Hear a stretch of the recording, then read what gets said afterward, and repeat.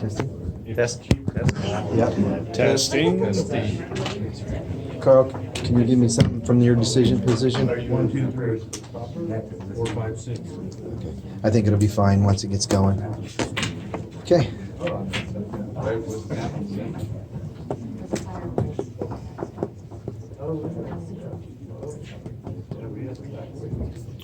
Okay, kick me if I get out loud. I'll try. Okay, give me one of these whack side.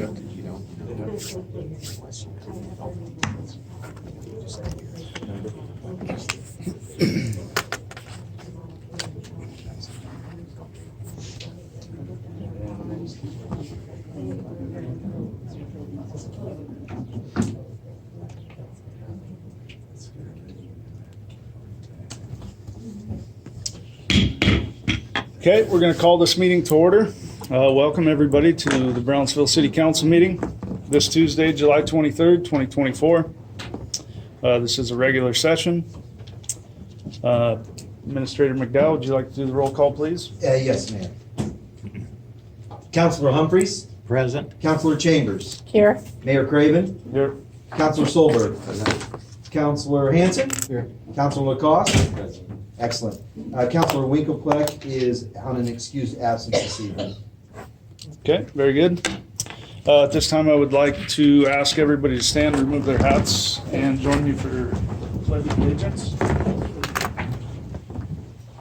I pledge allegiance to the flag of the United States of America and to the republic for which it stands, one nation, under God, indivisible, with liberty and justice for all. Thank you.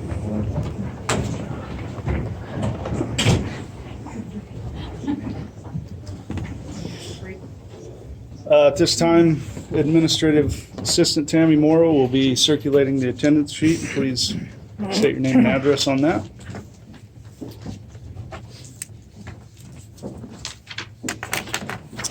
Next up on the agenda is additions or deletions. Scott, do we have anything? I do not, oh, yes, I do have one deletion. Chief Travis Hewitt from the Holsey Fire Department will not be able to make it. He is on assignment. Okay. The other thing I wanted to make note is I do have 2 handouts on the dais for counselors, Carl Frank's Public Works Report, and a letter passed on to me earlier today by Mayor Craven regarding Oregon Legislative Assembly and the Supreme Court decision on the Grants Pass case. So, thank you. Okay. Next up on the agenda is item number 5, June 25th, 2024 minutes. Is there any discussion on this?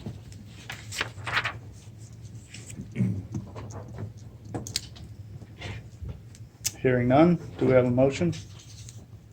I make a motion that we approve the council minutes from June 25th this year. Second. Okay, motion has been made and seconded. Is there any further discussion? All in favor say aye. aye. Opposed and abstained? Hearing none, that motion passes.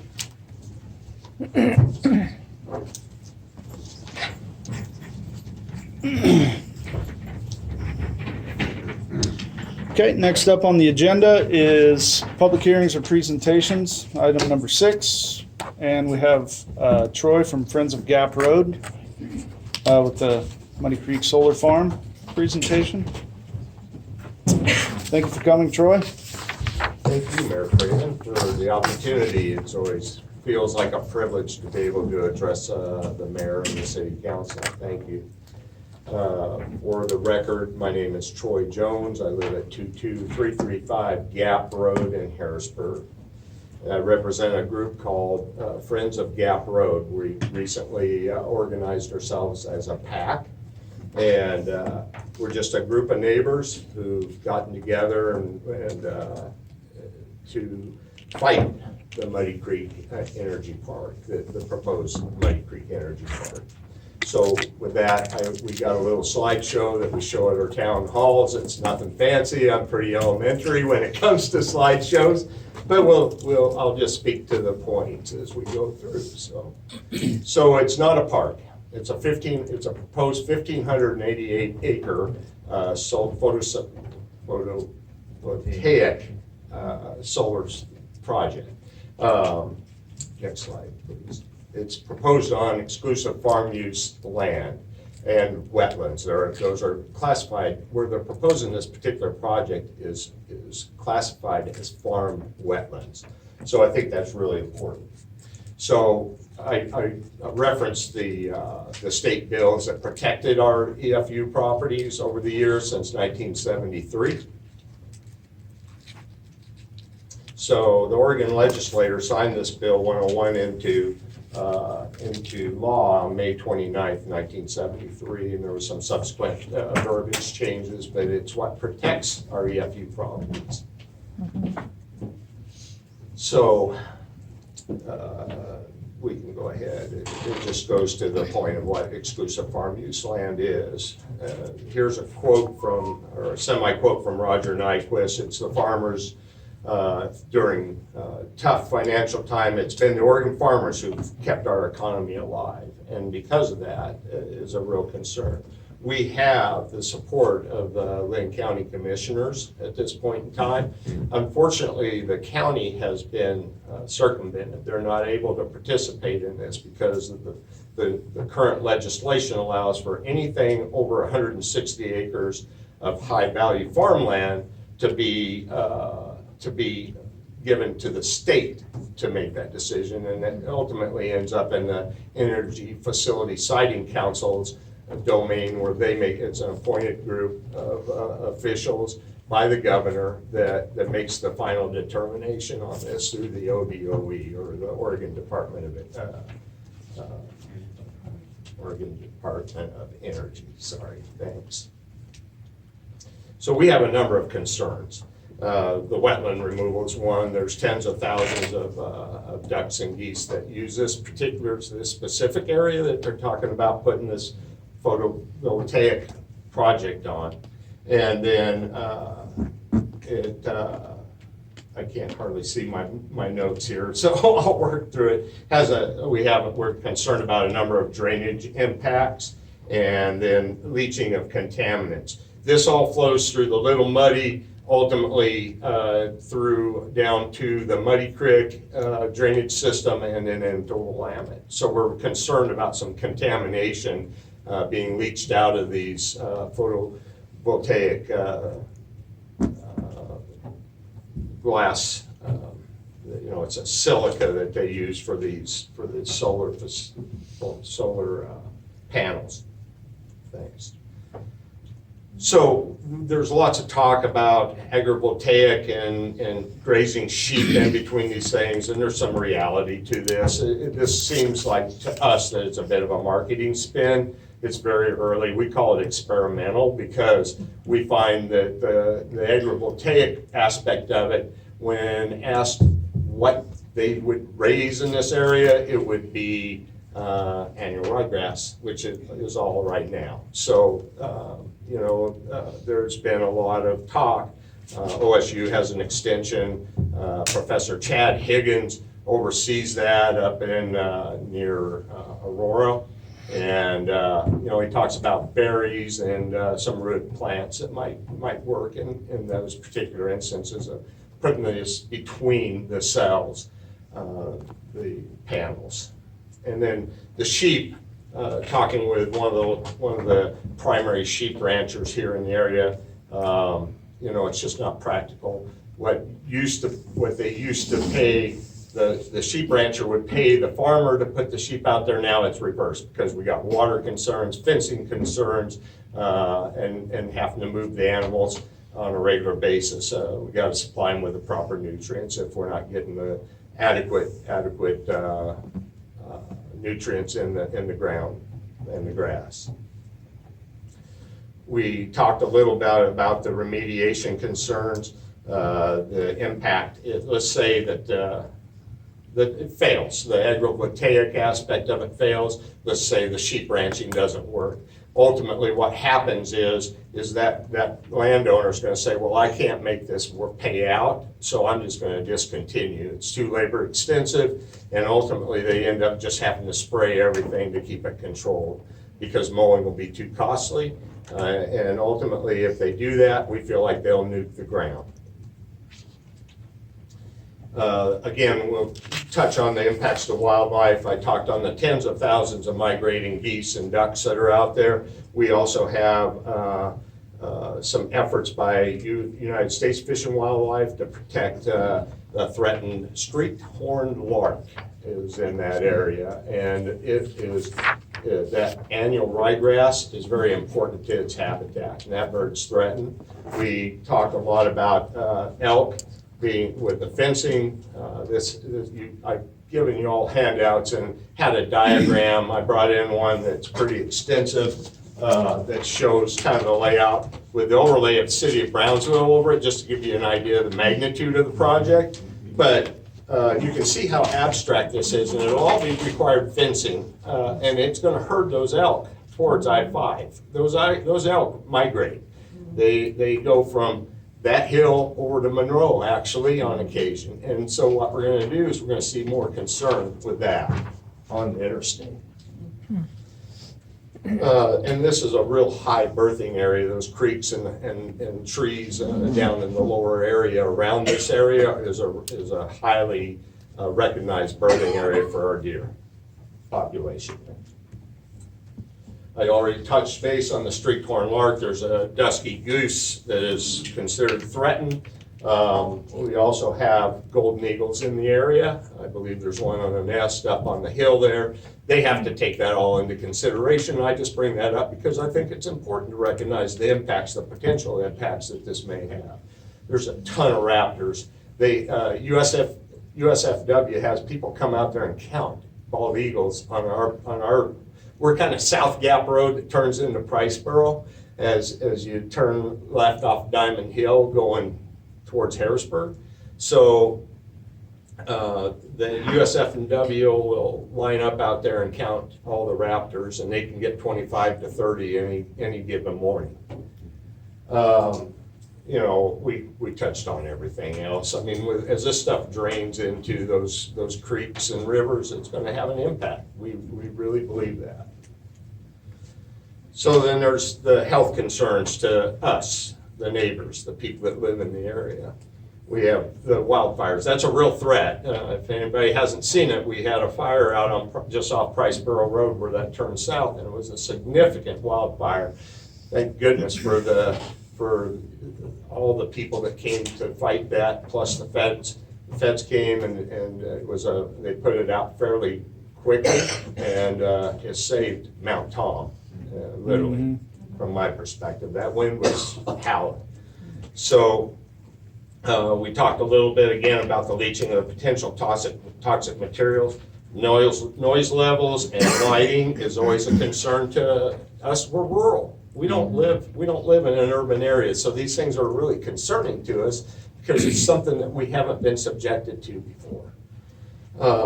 The battery and material makeups, chemicals, we ask about forever chemicals. That's a concern because the state of Oregon doesn't currently have an end-of-life policy for these panels, nor for the batteries, etc. So that's a real concern. We have cultural concerns. That area, the Kalapuya Native Americans lived in that area. There's arrowheads, there's pottery, there's tons of things that you can find out there after the ground's been worked. And so it is a real concern, and there's a couple historic farms there. And lastly, and probably not the most important thing, but it is worth talking about, is look what this is going to do to us. There's an aesthetic issue here. We live out there because we expected the state to protect us, the state laws to protect us from being subjected to this industrial facility type approach out there. A real cost impact to the value of our property at that point in time. And then we feel that those EFU laws should continue to protect us from that growth.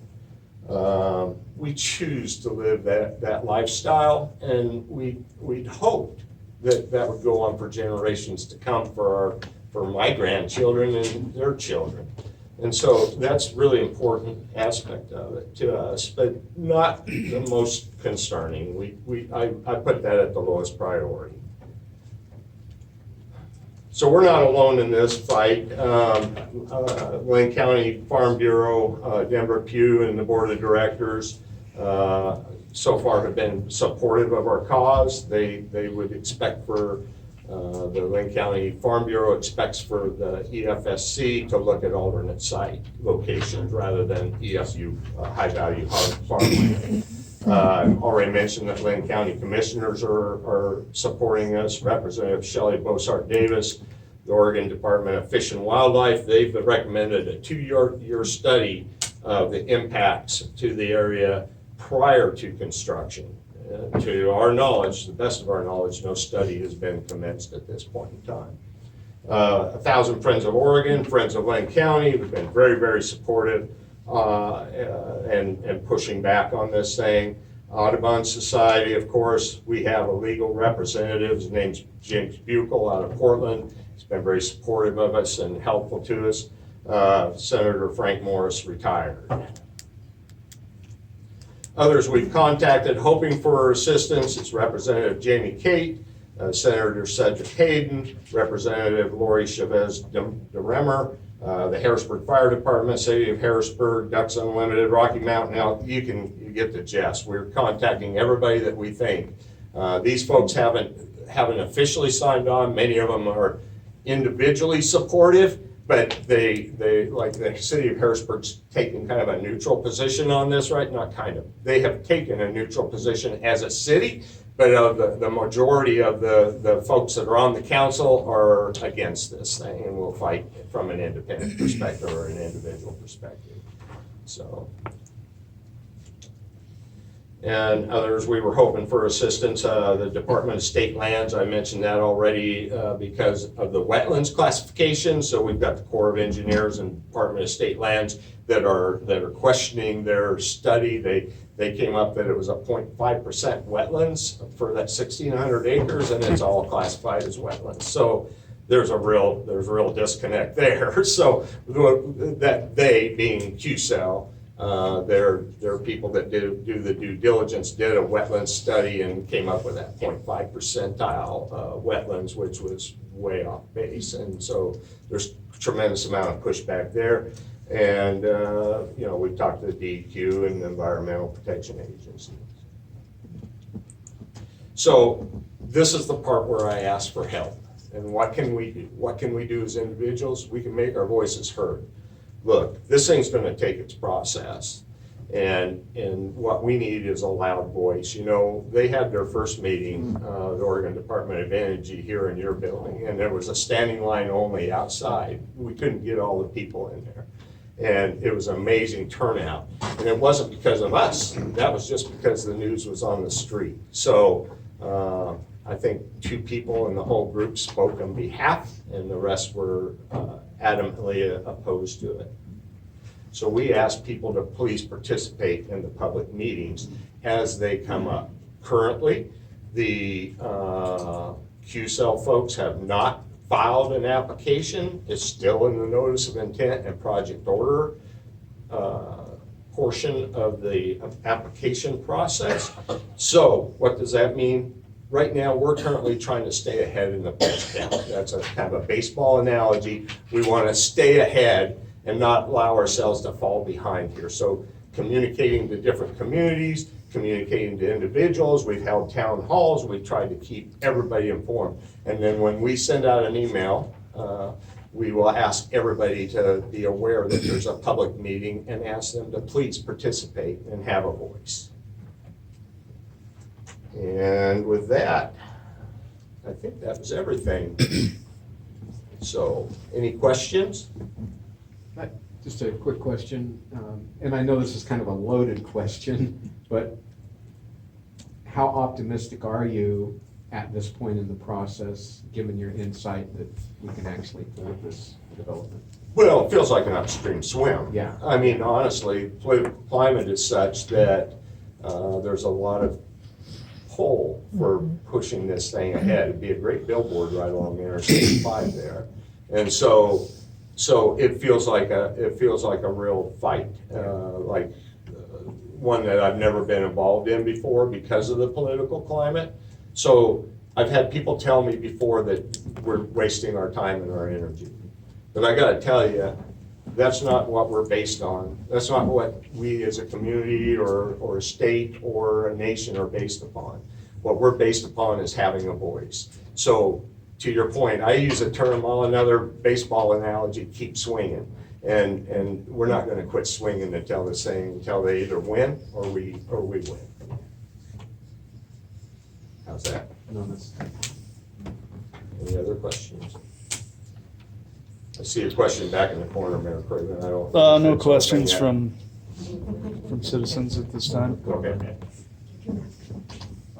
Well, we thank you for all your hard work, Troy. I know I appreciate it.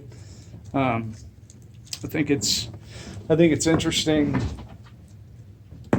how far the state will go to kind of circumvent their own rules to support a narrative.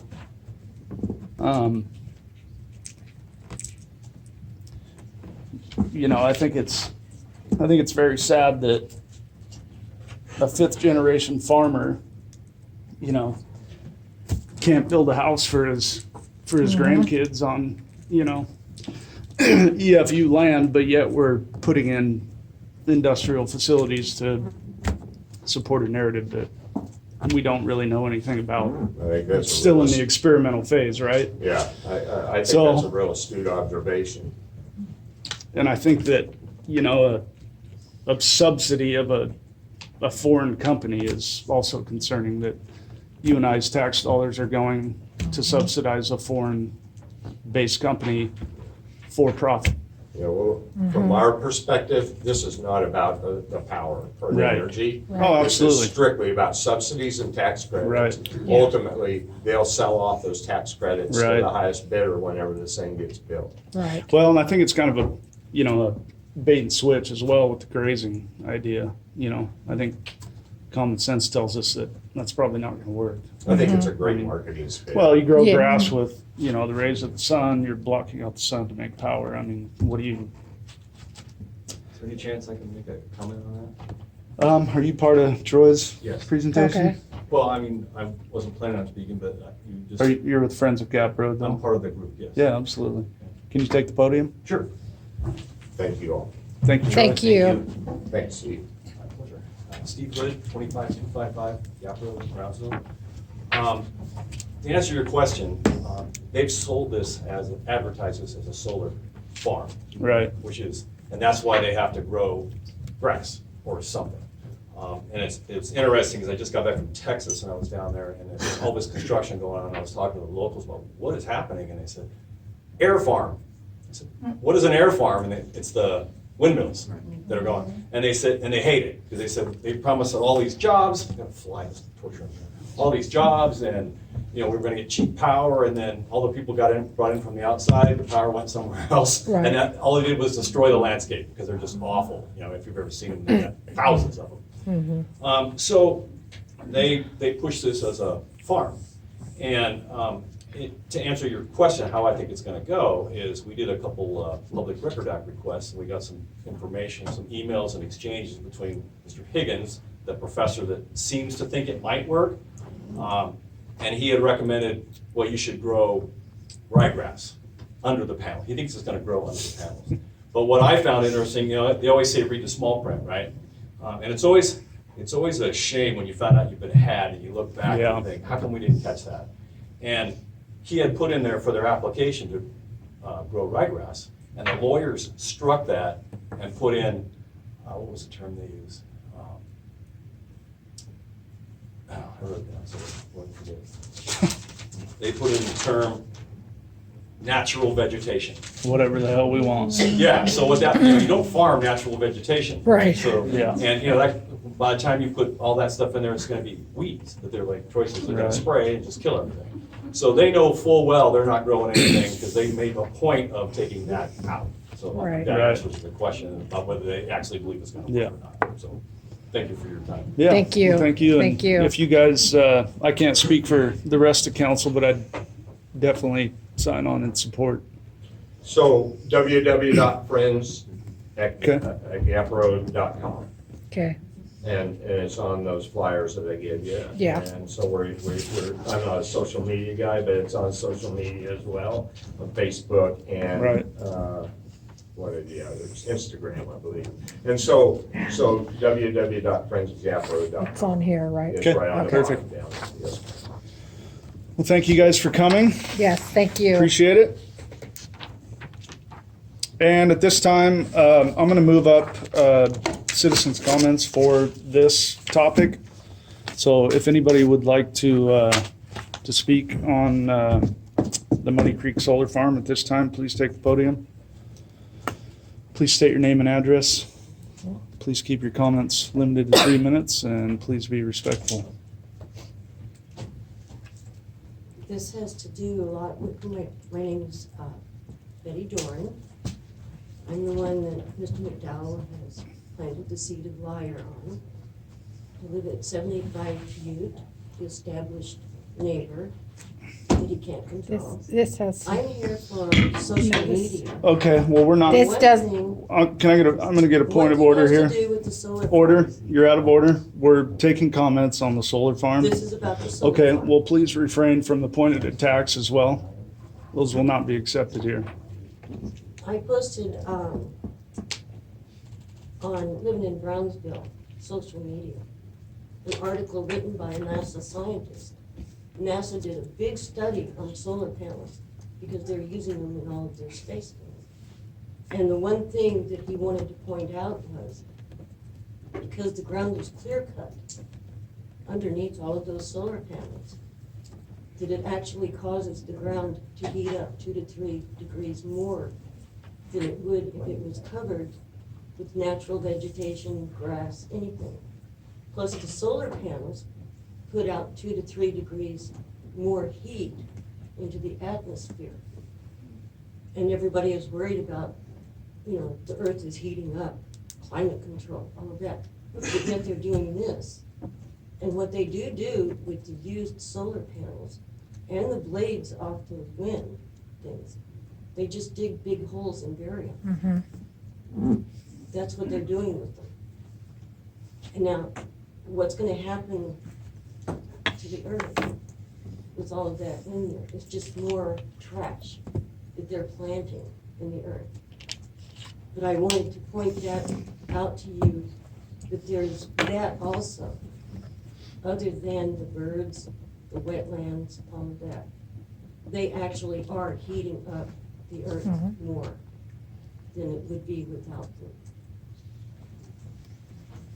And social media, I've had other articles taken down too. And I've been trolled by Trapper Solberg. okay, thank you. Yeah, I thought so. You don't want to hear about the truth. Okay, would anybody else like to comment on the Muddy Creek Solar Farm? I would. Okay, please take the podium. State your name and address. Michael Dorr, 785 Butte Street, Brownsville. When we lived in Redmond, we were on acreage, and we had almost 5 acres. And we did the solar panel thing.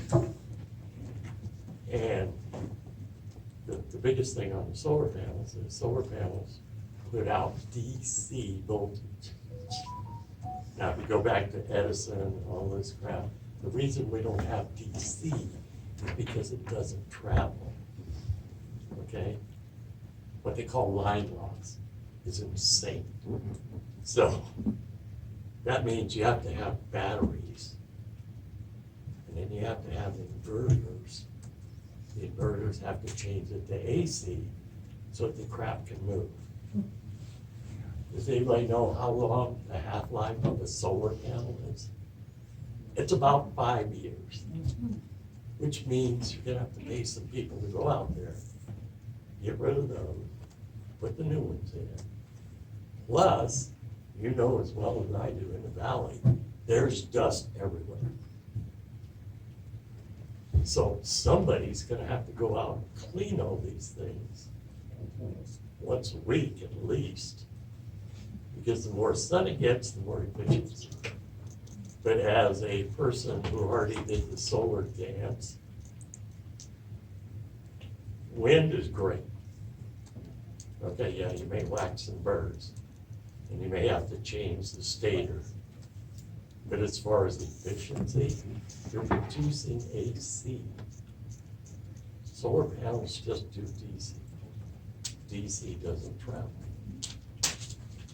Just do your science. It's a great idea in a perfect world. But that would mean they'd have to have inverters on site to change it into AC immediately, which is more bucks and more maintenance. And like I say, the half-life on a solar panel is 5 years. And that it's been almost 15 years ago when they were making decent solar panels. Now where we're getting is the sea choke. I won't name it. Thank you. Thank you, sir. I'm sure these guys would appreciate it if you'd log on to their website and show you their support. Is there anybody else that would like to speak to this?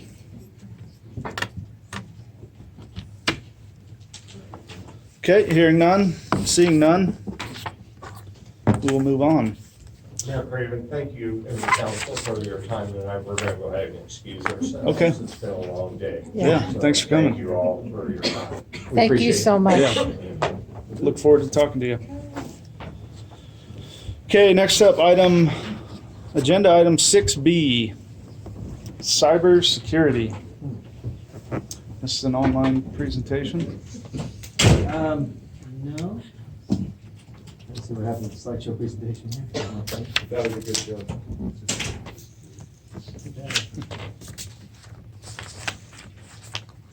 Okay, here we go. Okay, I will go through this very quickly. I know we're required to do this. This is required by CIS as they started covering cybersecurity for cities several years ago. And part of the policy requires me to give this presentation to council, or a presentation on cyber issues to council every 6 months, and it is our lucky month of July to do that. Of course, there are many things going on in the way of cybercrime. You'll see a slide a little bit later that it's the third largest economy in the world, only behind the United States and China. So here's the folks who are doing it. A whole bunch of different folks have been incentivized, in my opinion, because we are now insuring it.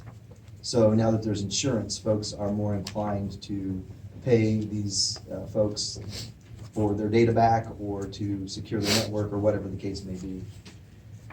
Some of the things here you can see, again, phishing is the biggest one. We get that quite frequently. Our former mayor's email got hacked, and every once in a while staff would get something that would show it looks like him, but anything that you get from a phishing standpoint, which is the easiest way in your system, we spend time at the city all the time talking about, make sure when you get an email that you can see who it's from and verify, make sure that you verify that that email address is correct.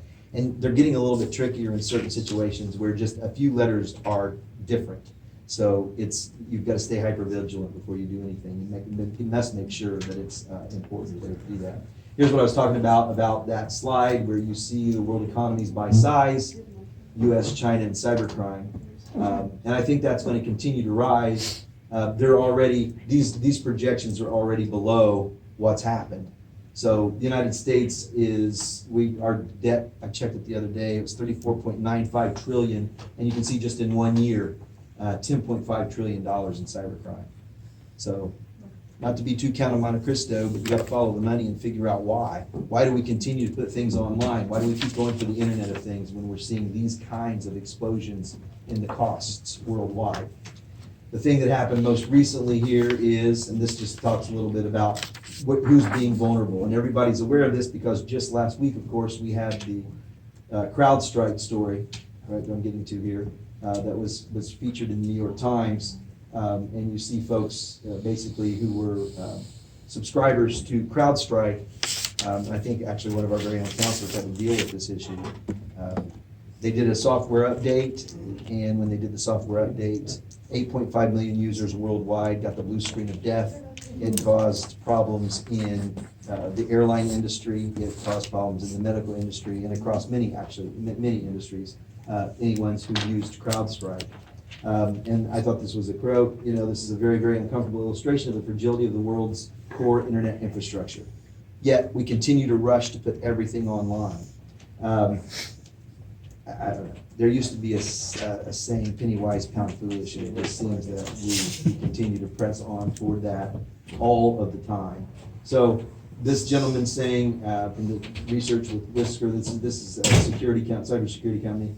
We haven't seen like an incident like this, and I think you're going to continue to see those things until they can get it taken care of. Again, this is from city county buzz that I get every day. You see stories like this all the time. This is one from Michigan County, Grand Traverse County in northern Michigan. That's basically saying, look, in the way of attacks, we're trying to secure our server, we're trying to do these things. How can this impact the city? Pretty easily. Right now, our general ledger and our utility billing software is done in-house, but soon we've got it on our computer, on our server, and so it doesn't come under any threat. However, it's only a matter of time. I think probably the next major update for that service will push us to the cloud. And so the issue there is if they were using a CrowdStrike or any software, doesn't have to be CrowdStrike, that gets a bad update, it could easily impact our citizens in our city. And the other thing that's interesting that I'll be talking to our city attorney about in the very near future is we get records requests from states that put these things in electronically, and then we've got certain requirements that we have to meet. And this is something the state of Oregon honestly needs to change. Any public records request, that's fine. It's fine to make a public records request. That's not what I'm saying. But I'm saying doing it electronically when this could be an irreputable source, and then I'm emailing this person back, that could cause problems, and that's a legitimate concern that I think the state legislature, quite frankly, needs to address. So anyway, that's my spiel on that for this month. Okay, thank you, Mr. McDowell. Website reviews, item 6C. Okay, yeah, I'll jump out and try to do that real quick. This is gonna be completely off the cuff, because I didn't really prepare this too much, but, so our city website is, one of the main tools that we have, of electronic communication.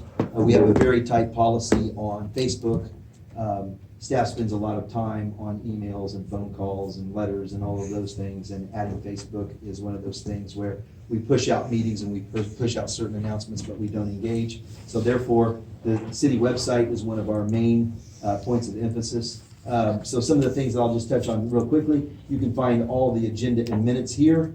You can put your parameters in for park board or whatever you want to look for, and your dates. You can search by any board or commission that has minutes, and you can find all of the details of those minutes right there. I think right now it's going back to 7 years. They told us originally when we purchased this platform that it would only do 5 years worth, but we're actually getting quite a bit more data on there than that. One thing that we have, you'll see at the top, this is a banner that we've added recently. We have an opening in Public Works, so anybody might be interested in applying for that. You've got until August 23rd.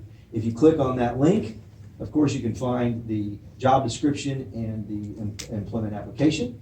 In an effort to keep council packets a little low, I know, for example, tonight, Mr. Jones and Mr. Hood forwarded an 86-page report for the council packet. I did place that online here, so council had an opportunity to read several of these things online. All of this is printed off and put as part of the agenda packet. So even though the council agenda packet's 62 pages, in reality, you had really almost 200 pages to go through, which isn't uncommon for a typical council meeting.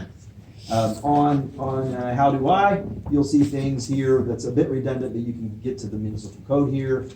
You can submit a request or a concern, you can report a streetlight outage, you can get to the reservations calendar, you can get to the staff directory and see emails where you can send folks emails straight from the page here. Community has a bunch of resources here, and civic organizations, including the Chamber of Commerce. You can jump in here and see what kind of things are going on. You can sign up for Citywide Garage Sale Day or get a booth at Antique Fair coming up. You can find out what businesses are in town. You can jump on here, if it goes back, go back. And I'll just, there we go. So we've got the Picnic Association as an example, the Art Association, the Food Alliance has got a little jump out to the Food Alliance's website, and you can see all of the civic organizations pretty much at a glance in town. And then, of course, you've got the schools. You can go to the Lynn County Sheriff's Office. You can go to the rec center, the museum. Anyway, it's a treasure trove of information. Under what's happening, you can learn about our local utilities. Folks coming into our community or moving into our community can find out where to sign up for utilities. We've got just a bunch of opportunities there and other websites that goes out to. In government, you can see the departments, you can see what the boards and committees do, you can see who are on the boards and committees. As an example, I can flip over here to, let's say, the budget committee. And the budget committee, you can see the dates that were for this fiscal year. You can see who's on the budget committee, and then you can see all of the documents that the budget committee went through and used to put together this year's fiscal budget. So anyway, at a glance, that's your city website. You can also do online payments here. You can get on the calendar and you can go to the reservation calendar and you can hit this, and then you can decide, oh, hey, what's open? There's a little color-coded tabs at the bottom that tells you what rooms are open, and then you can make a request right here, make a reservation. You can fill out the boxes, and you can send that into City Hall if you want to reserve one of the facilities here at City Hall. Anyway, there's a lot of other things. Down here, if you want to select a different language, you can. I can't remember how many languages Google translates that into, but it's quite a few. And I don't want to do it because one time I turned it to a language I didn't know. It was a bit of a challenge to get it back to English. So we won't demonstrate that tonight because I'm trying to do this quickly. The other thing you do, you can search keywords in here and do that. You can also, as a great example here too, under planning, we've got this lined out pretty well, if it'll go to it. And underneath planning, you can see, you can get a lot of our permits and stuff are right here on the website.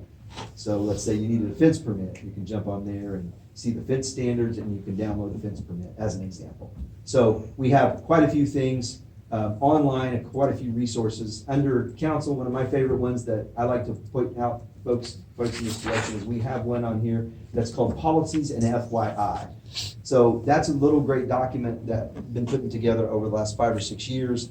It gives folks insights into things that the city does. Like example, we don't own a snowplow and the city council's never going to own a snowplow because we typically get less than 1 inch, or an ice storm occasionally, as everybody lived through here recently. So it has some really interesting facts about our water system and things like that too. It's got a treasure trove of information. So anyway, that's in a real quick 30,000 foot brushstroke of our city website. And yes, you can access the city code. This goes over to code publishing and you can access the entire city code here. Again, you can do keyword searches and it's pretty good. The thing, if you're going to research an annoyance complaint on your neighbor, make sure you're using Brownsville, Oregon and not Brownsville, Texas or Brownsville, Minnesota. Just as a thought. Okay, so that's that, and I think we'll call it good for this evening. Perfect. Thank you. Okay, next up on the agenda, item 7A. We've got Sergeant Frambies from the Lynn County Sheriff's Department with Sheriff's Report. Move the podium, so threw me out. Gotta get that knee rehab. Yeah. Good to see everybody again. I did have some knee surgery, so I've been out for a couple months, so getting back in the groove of stuff. I'll talk about the website real quick. I honestly believe Brownsville has one of the best websites of the cities that we work with.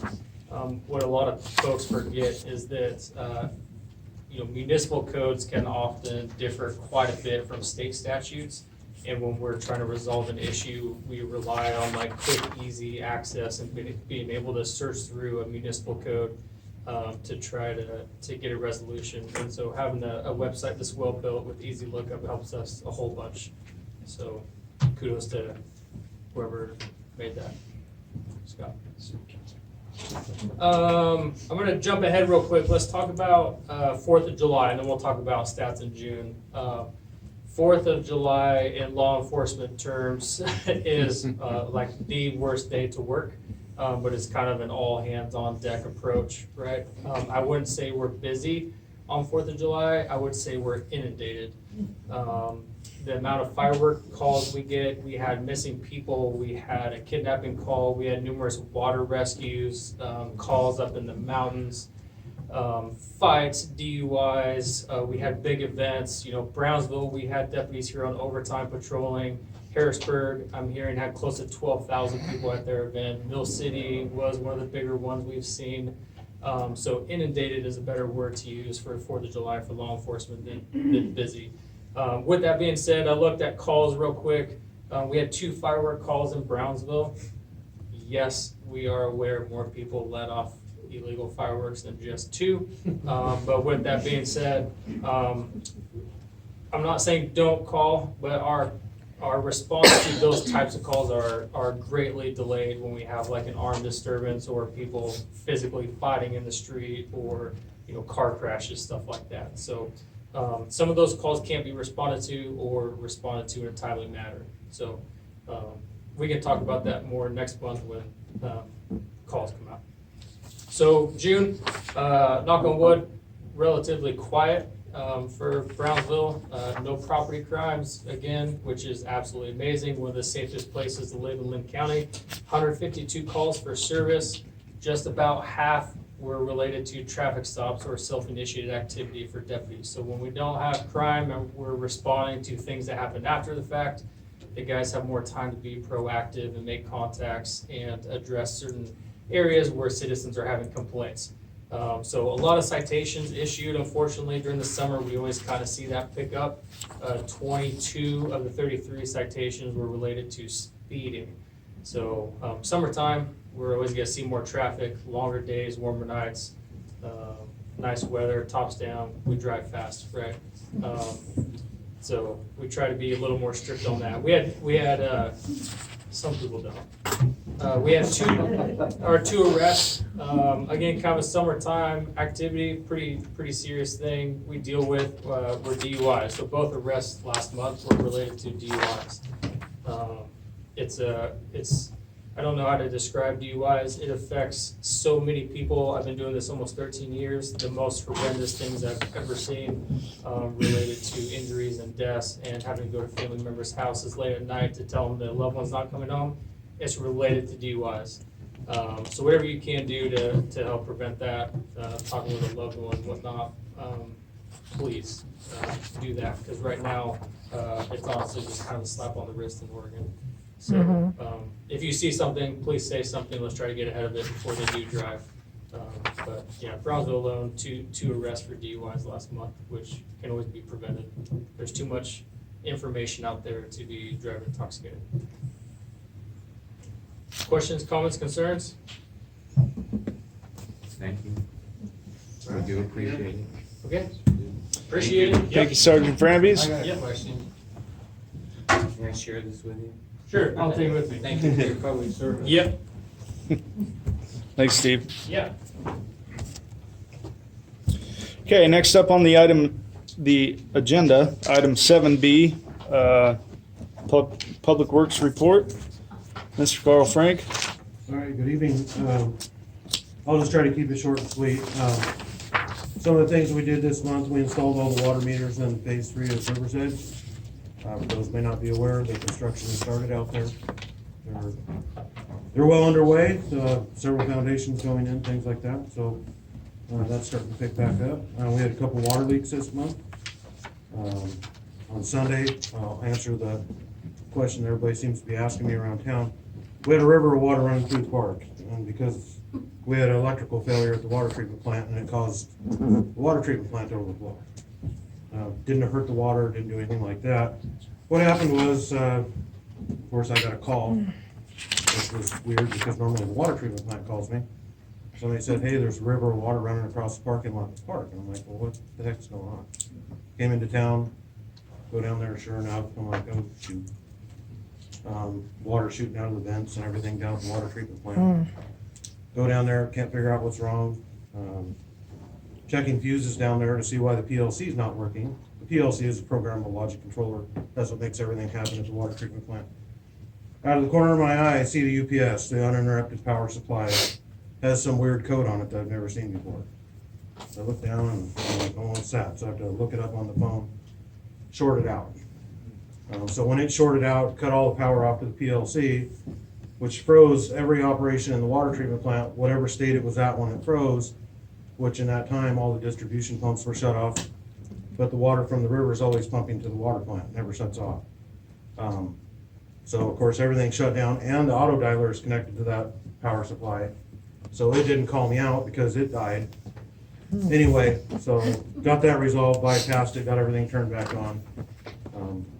Was down there for about 4 hours. I had to let everything pump back down. I wanted the plant to restart to make sure everything was working correctly and that I could leave it unattended for the night. And everything has been working fine ever since. So it was just a power supply that failed down there. We've never had that happen before. I've never had it happen on anything.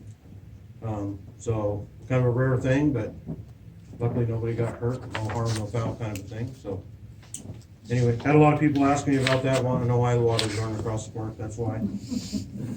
Kind of sucked to spend my Sunday evening down there, but it is what it is.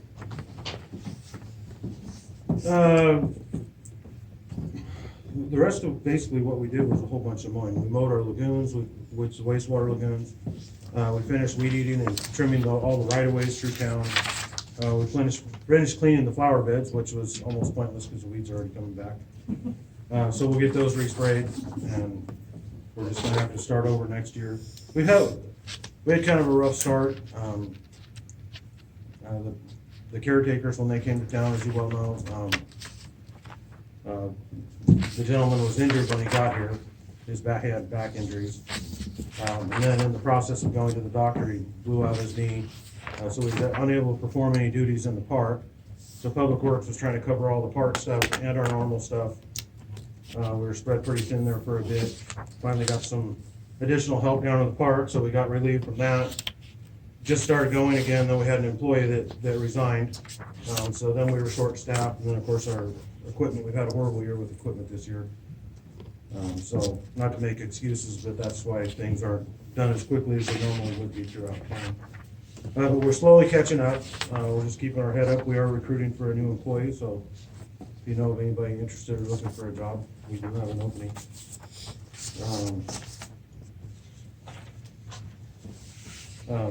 As far as like the river rally, whatever it's called, rally by the river, pretty uneventful down there. A lot of trash.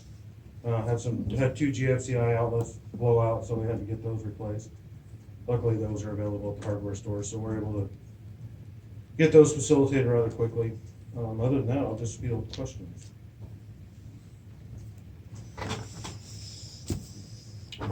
Questions? Appreciate everything you did, May the 4th in particular, and resolving the water treatment plant issue on a Sunday. Yeah, we'll take it easy on you tonight. You had a long weekend.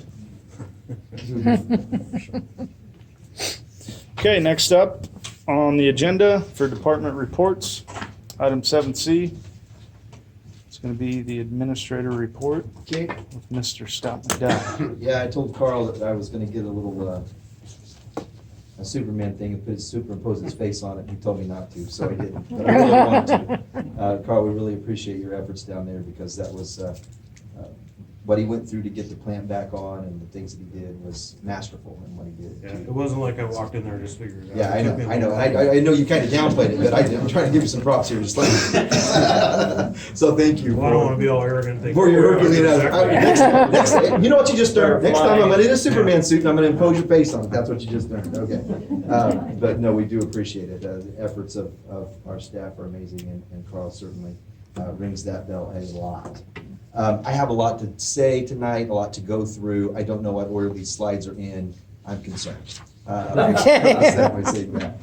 So Here we go.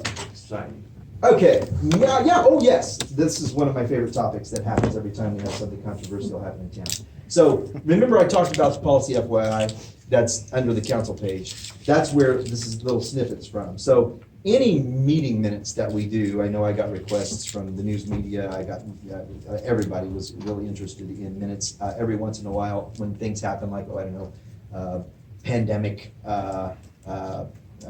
some of the things that happened when we were going back and forth with the Calapoo Food Alliance, trying to get an agreement ratified, some other things that have happened in town over time.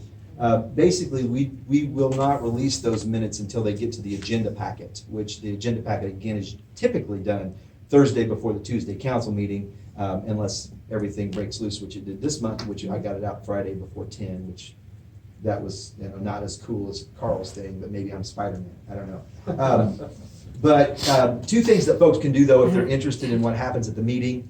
I will have, usually, folks can send me links or send me a request. I know Penny Rosenberg is here with us tonight from the Democrat Herald. She does that quite frequently. She'll send me a request for a link, and I will send her over a link to the minutes. Anybody is eligible for that if you just call in City Hall. You can also just drop off a USB, and I can download it for you on your USB. So that's how you can get access to those minutes. And then council, of course, as they did tonight, ratifies those minutes, and then first thing tomorrow morning, I'll place them on the website so that everybody has access to them. Oh, yeah. Okay, so, yeah, this is really out of order. FEMA disaster story. On the website, I had placed a story that we'd received from FEMA, emergency preparedness kind of issues there, with a mayor who had a pretty good harrowing story about some of the things that happened. I know the Emergency Preparedness Committee has recommended to council several times in the past that it would be a good idea if folks would get their NIMS training to help support staff. I mean, Carl localized that issue there with the water treatment plant this weekend, but back in 2013, Carl was attending a funeral of a loved one, and we had a major water line break, and we had all hands on deck, and it got pretty hairy pretty quick. And so, I know that, and I've told the story before, but I'll tell it one more time. There was a tornado years ago in Almsville, and of course, the news media hit the city administrator, and the requests from the public were pouring in, and the staff was just inundated and couldn't really even get to the phone. So counselors came in and organized things like directing volunteers and, did some of those extra things. And I know, I'm not sure if Counselor Chambers, you're still certified or not, but I know you were for many, many years. I think Okay, so. very good. Okay. NHMP update, that's Natural Hazard Mitigation Plan. That's a project that's being pushed by FEMA right now. That plan, of course, the city decided not to push forward with that. It's the tale of our federal government and state government that continues to drive public policy in our country, where they'll put out, they'll say, hey, the study's free, come on in, and then they do the study, and then they hold your feet to tens of millions of dollars worth of capital infrastructure, and that's what's happening here. Mitigation, as an example, let's say a community has 60% of their community in the floodplain. Mitigation's interested in making sure that they mitigate the impacts of that flood, right? So a community might be required or encouraged or forced at some point in the future to, for example, build a diversion channel where a certain amount of water could be held so that the city didn't flood in certain areas. That would be one example of a mitigation plan. I've got OSHA on there because OSHA is the Occupational Safety and Health Administration, and that particular organization is putting up a new code regarding firefighting services. I think it was CFR Part 29, subsection 1910. And it's really going to radically impact rural fire services and fire services in general. I did talk to our fire chief about that. He said, yes, they're working on it. Special districts, SDAO is also working on that, along with several other organizations trying to resist that. I'm mentioning that now because somewhere in this slideshow is the Chevron case. And then mentioning the Central Lynn Community Be Ready. I didn't go over the website like I normally do, but that's our website that we share with the city of Halsey, the fire districts, Halsey Shed Fire District and Brownsville Rural Fire District, to do things in our project. Again, we're a public resources based organization in terms of, there's a lot of great things on that website to prepare yourself in the event of a disaster. We know, as council's been aware, we've gotten notifications from Pacific Power about making sure you have generators, because with the rolling blackouts that could start because of fires, folks who are on oxygen or in medical conditions that might need that service, they need to make sure they're doing those things. So, if you know friends and neighbors that don't have those resources, I would suggest highly to look into those. Another thing that happens annually, and I've got visual aids in this folder, which I'll just hold up the folder, it's fine.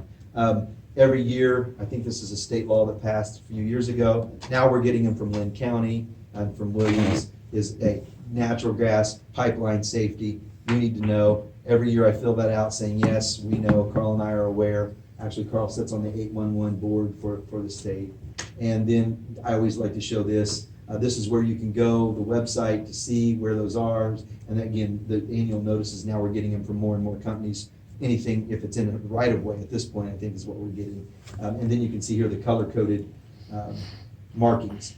Carl, do you want to talk a little bit about this while it's up? I know this, I'm sorry I didn't have a chance to get with you today to talk about this, but you want to talk about what happens on the water and wastewater side? For example, like if we don't, I know this is a common complaint, if you don't have or you don't mark private utilities, you address that a little bit? Yeah, so the city's responsibility is city-owned property. We don't do any utility locating on private property unless we have a public utility going through the property. It's oftentimes confused when locates are called in. People get upset with us because I only mark to the water meter, or if I'm marking the sewer line, I only mark to the clean out, which is typically at the property line. And the reason that we don't mark private property is because we don't know, we don't keep records or anything of any piping on private property. So essentially, if we start marking private property and there's something that we miss and you hit it, city can actually be held responsible for that, because when we start marking, we assume responsibility for the utilities or in the area in which we are marking on. It gets a little fishy because a lot of times people are putting in fences or digging in a tree or whatever people do in their backyards. And I can't just go there and write no water because I know water's there, but there's no city-owned utility there. So when I write no water on a street, it means there's no city utility there. It doesn't mean there's no water lines there. And so people often get upset or confused because they don't understand. It puts me in a hard spot because I can't locate the private property. And there's no reason for me to mark anything out in the street if they're digging the tree in their yard. They're obviously not putting a tree in the middle of the road, which is typically where the water lines and sewer lines are at. So it's hard to explain that to people and have them understand why they're calling in the utility locate. Well, the gas company marked all the way to my house. Well, the gas company marks to their meter, which is typically mounted on the side of your house. So they're marking what would be considered what they're responsible for. They're responsible to their meter as well, but they don't put their meters out at the edge of the right of way like we do.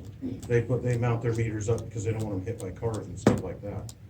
Same thing with telephone wires, the underground phone lines or whatever. You either pay for the line service through the phone company and they'll cover the whole thing, or they only cover to a certain point if you don't have it. But like I say, it happens often that people get upset that we're not marking the utilities in their yard, but I don't want to put the city in a spot where we're assuming some liability if something gets hit. Because it's very easy to say, well, the city marked there, and they hit a water line that's for a faucet that goes around the corner of the house that we have no idea was there. And they rip up the water line, now they have a big water bill, because it takes them forever to get it fixed or shut down. That's why we don't mark on private. Probably the best thing for folks to remember is no company marks private lines. They only mark what's their own line. Yeah, a lot of utility companies are contracted out to locating services. And so they'll only locate exactly what we do. If we hired a locating service for the city, they would do the exact same thing that I'm doing. We're only responsible to mark up to the water meter. We're only responsible to mark up to the edge of the right of way or the property line. Again, unless we have an actual easement or something that we have a utility running through private property, we don't mark on private property. Okay. Can I ask a question? Sure. Then how do people find out where their water lines are on their property? How do they, I mean, I don't know where they are on my property. My property is over 100 years old, so. There is private locating services Okay. out there that you can hire. Unfortunately, this costs money. Okay, yeah, well, But you can do that. I'd Okay. say 75% of the time from your meter, typically the water line goes straight to your house. So you can pothole down and see if you can find it a few times before you pay for a service. oh, okay. But again, you don't know if you have lines that go off to the side or an irrigation system or Okay. other things. And that's why the city does not mark private property, because we don't want to be responsible for things that we didn't install, and say things that we Right. don't maintain. Right. Okay, thank you. And to that end, several years ago, we put this together, 15, I don't know, 16. We got these questions a lot because one of the things that happens probably twice a year, somebody gets very, very, very upset about the sewer mains. So our sewer mains, our responsibility, as you can see here on this picture, the city's responsibility is the actual sewer main. The actual lateral out of that sewer main, even though it's in the street, is still the responsibility of the homeowner. So, and that's not uncommon, but it is when you look at that and you're like, it's gonna be how much? You know, and the same thing, this is what Carl's talking about, you know, we're responsible to the water meter, and everything from the back of that water meter is, again, the homeowner's responsibility. So, anyway, just a good FYI. Okay? Carl, do you want to talk about GR12 real quick? As far as the status of where Yeah, things just are at. status real quick, just where we're Okay, at. so I think I've talked about it before, all the water line is already installed. So currently like today, they were installed, they were working on wiring the generator to the transfer switch, finalizing the wiring, tomorrow, Thursday, day off. They're supposed to come and pull all new fiber cable from the GR12 all the way down to the water treatment plant. The first cable they put in was too short. I don't know why they even wasted their time pulling it in. They came up 800 feet short, so it's not like they were Wow. 5 feet short. It was, Yeah. it was really short. So what? So they're coming back to pull a whole new cable in. We have to install a new PLC at the water treatment plant. The one that we have is outdated and not upgradable. The new one was the latest and greatest.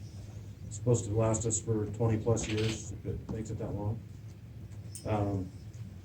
Yeah, otherwise, we're just waiting for a load test on the generator and to wrap up the final electrical stuff on the project. That's where things are at. Thank you, Carl. Yes, woodblock architecture, J. John, and where we're at with the floor. I've clearly been busy with other things and have not been able to do this. Carl met back about a week ago, maybe a week and a half ago, reviewing the items. There are still a few outstanding items that we're trying to get addressed, primarily with the flooring and with still a few lighting issues. Our public works things are done. Tables and chairs have been delivered to the room. The windows all were replaced. Carl and I did verify that the other day. In the very near future, I will be getting with J. John to determine what our next course of action is. I will say, and happy to report, that the Central and Rec Association did hold a volleyball camp in there at the beginning of July, so that was nice. But again, these nagging details are problematic. Oh, yes, I just wanted to preface this real quick, and you're not gonna see this anywhere else, so we might have to come back to these slides. Maybe I just do that, we come back to these slides a little bit later. So I'll be talking a little bit later about the LOC priorities, so let's skip these slides for now, and I'll come back to that. See what else I got in here. Oh, yeah, excuse me. One of the big things we've been doing is preparing for the audit. Of course, with the end of the fiscal year being June 30th, we were trying to get all the documents around to send in. I got the last of those done this afternoon. And so our audit will be August 26th and 27th and maybe extending to the 28th. The audit team's hoping to be able to do it in 2 days, which I hope they can. They've got a lot of information that we've already uploaded as usual. And then we were ready when they show up with the boxes that they need to go through. Request for coverage is done by CIS for all of the employees' health insurance. And then you also have rate increases. I was talking to the Darren Godfrey from Hub International, who's the city insurance agent, and he was talking about really concerns that are happening right now. You know, on top of the inflationary trend that we're in, rates just going up. He said there's also 2 other major drivers. Most buildings are valued at 66% the value, and we've had a lot of natural disasters in Oregon with fires and such. And so the insurance companies have been paying full value on these, so rates have went up for that reason. So that's one major driver. The second major driver for cities right now is a year ago, or just not even quite a year ago, you'll remember the city's appraisal was redone. Every 5 years, the City County Insurance Services redoes the appraisal for all municipally owned property, and that appraisal also went up. So you're getting a double whammy effect on that. So, and he said basically, be ready. Rates are going to continue to rise at that rate just because of the gap that is there and that exists. So, anyway, we budgeted for it. We knew it was coming. It was within the parameters we budgeted. So that's where we're at on that. I talked a little bit about the Drupal, but I'll talk about it again. So our website is going to go from Drupal 7 to Drupal 10. Right now, that whole project has been placed on hold because our reservation module is, of course, discontinued. So they've got to move us to a new reservation module, and I've been waiting for about 3 weeks now to get a demonstration on the new reservation module. Once we review that to see if it's going to meet our needs, then I can execute a contract there. And once I get that done and in place, then they can continue to finish out our website in terms of the transition over to the new platform. And that's through Civic Plus. The little garbage truck in the bottom is to remind me that I was on the phone with Chris Gajar of Sweet Home Sanitation, who's the city's franchisee for solid waste. And he and I completed the survey for DEQ. This is that Recycling Modernization Act that the state passed. I talked about that earlier. I don't want to spend any more time talking about it. It's going to cost a ton of money. But, we'll see what happens as they move forward. Oh yes, weeds and nuisance season. We've had a really good season in some aspects and a really tough one in others. This year, we were very fortunate that most folks did take care of their lawn. We really appreciate that. Folks who we contacted on the phone got on it and they took care of it, and we certainly appreciate that. But I do want to talk a little bit about nuisances versus annoyances, right? Nuisances is something that's defined by city code and that the city staff has legal authority and a legal path to take care of. Those nuisances can be weeds, they can be blackberries on a public right-of-way, they can be an abandoned vehicle, they can be a host of things that happen. And annoyances are things like, dude, my neighbor's got a tree that's dead. It's going to fall on me when I'm mowing. It's going to kill me. What is that? I can't do anything about that. That's between you and your neighbor. As an example, I got it's a bamboo over a fence here. I have to cut this bamboo. Well, if it's hanging over your fence, you can cut it. You can also talk to your neighbor and have them cut it. But there's a lot of times where the city code, folks want to say the city should do it, the city should do it. And I spend a lot of time saying, actually, no. This isn't something the city can do. So it takes up a lot of time. And then I got public versus private. And the reason why I say that is because that's really kind of how that breaks. If it's a public nuisance, again, that I have the authority under the Brownsville Municipal Code to execute, then we will. The concern there is yes, the length, basically when folks are sick of a nuisance, it's happened over time. And so when they bring it to the city's attention, they want it to happen right now. The problem is we have to follow the state law, and there are requirements to timeframes and such. And then precedence of the city too is we try to work with folks through issues to not be onerous on them. So anyway, that's up to, I would say, we're probably back now to pre-pandemic annoyance level complaints. Which is exciting if you work for the city of Brownsville. Upcoming events, excited to announce a few things here. The Chamber of Commerce, of course, is going to be hosting the Antique Fair in the park on the first Saturday in August, which more than likely be the hottest day of the year. Lynn County Museum will follow that up with another hot day probably on August 24th, a beautiful little thing they have over here in Library Park. If you haven't been, it's really worth going, known as Hands-On History. And then, of course, we'll wrap up our event season with the Festival of Tents over Labor Day weekend of the major events, I should say, that we have. In the works, things that are going on, I'm instrumental in helping the Rural Economic Alliance with their goal-setting session and their plan moving forward. We're working on a survey right now that's going to be going out here early fall. I'm going to be working very feverishly this summer on trying to work with SMAC and our Legislative Advocacy Policy Committee. As everyone knows, we're going into a legislative session that's a long session for the State Assembly, and there are many things at play here, probably most namely recreational immunity. As everyone knows, we've got 1 year stay on that for this year, and we'll be watching that legislation closely along with a host of other bills. Again, the state legislature will probably be inundated with over 4,000 bills, and it will be a fast and furious pace. So we want to make sure that we're as prepared as we can be.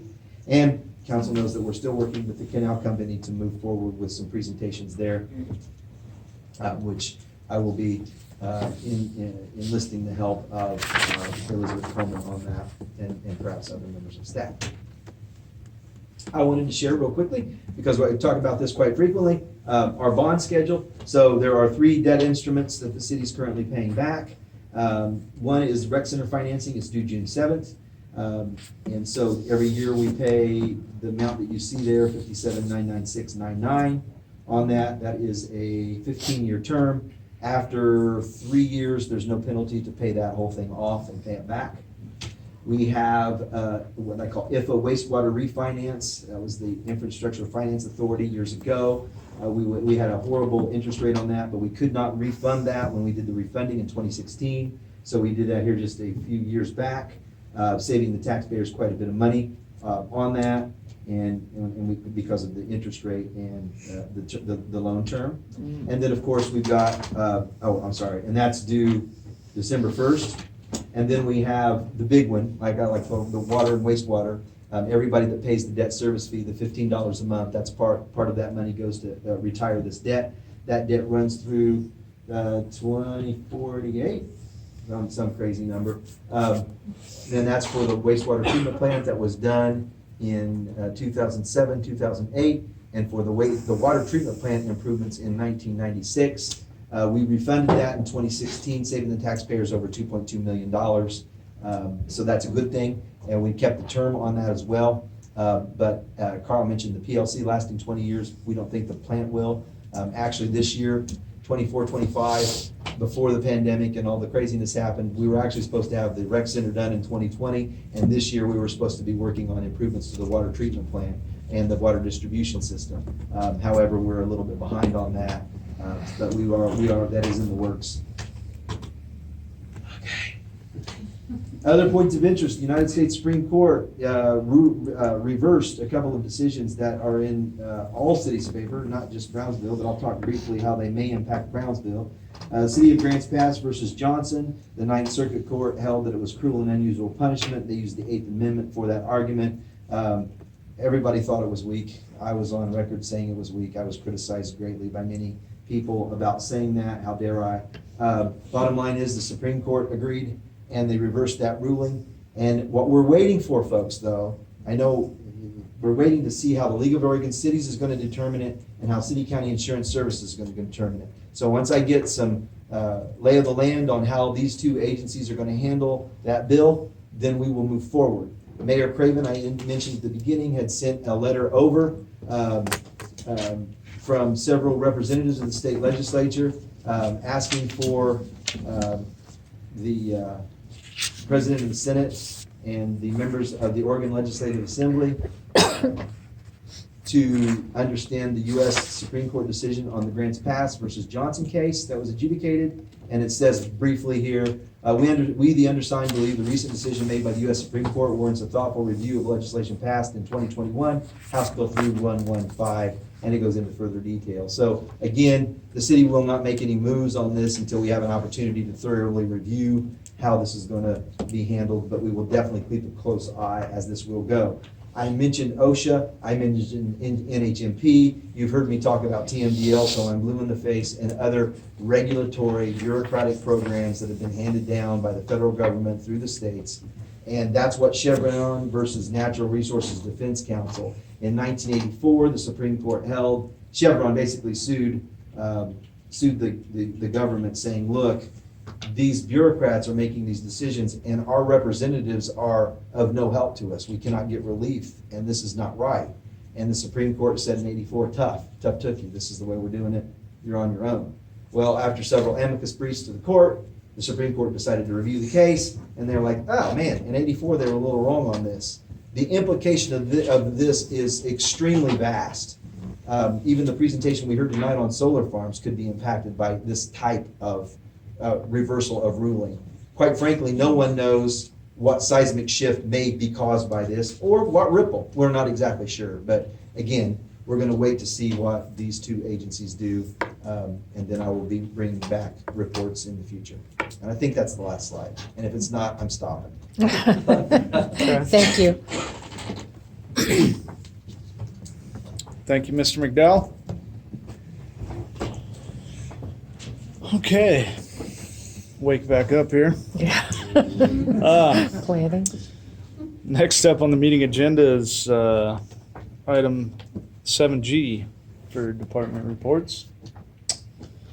That'll be reports from council, if there is any. Hearing none. Counselor Lacoste? None. None. Okay, we will move on. Next item on the agenda is item number 8, citizens' comments.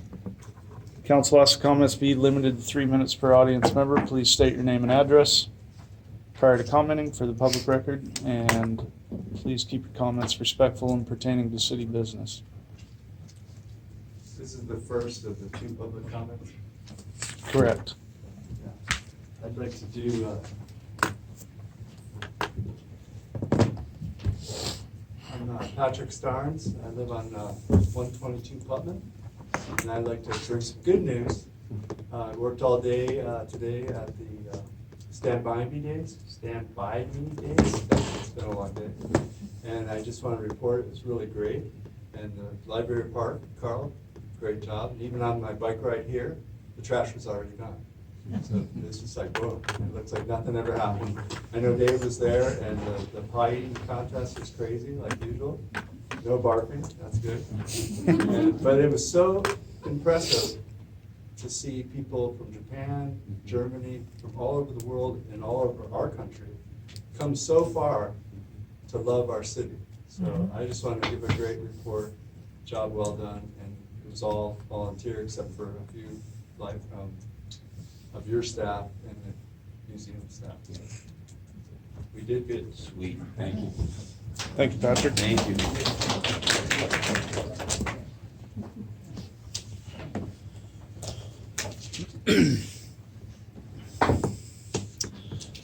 Okay, anybody else wishing to speak?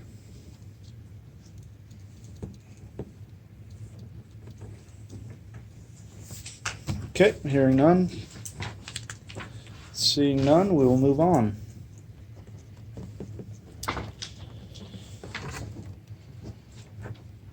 And this is probably going to be the greatest agenda item tonight is number 9, legislative. There is none, which is a great thing. Is that a first?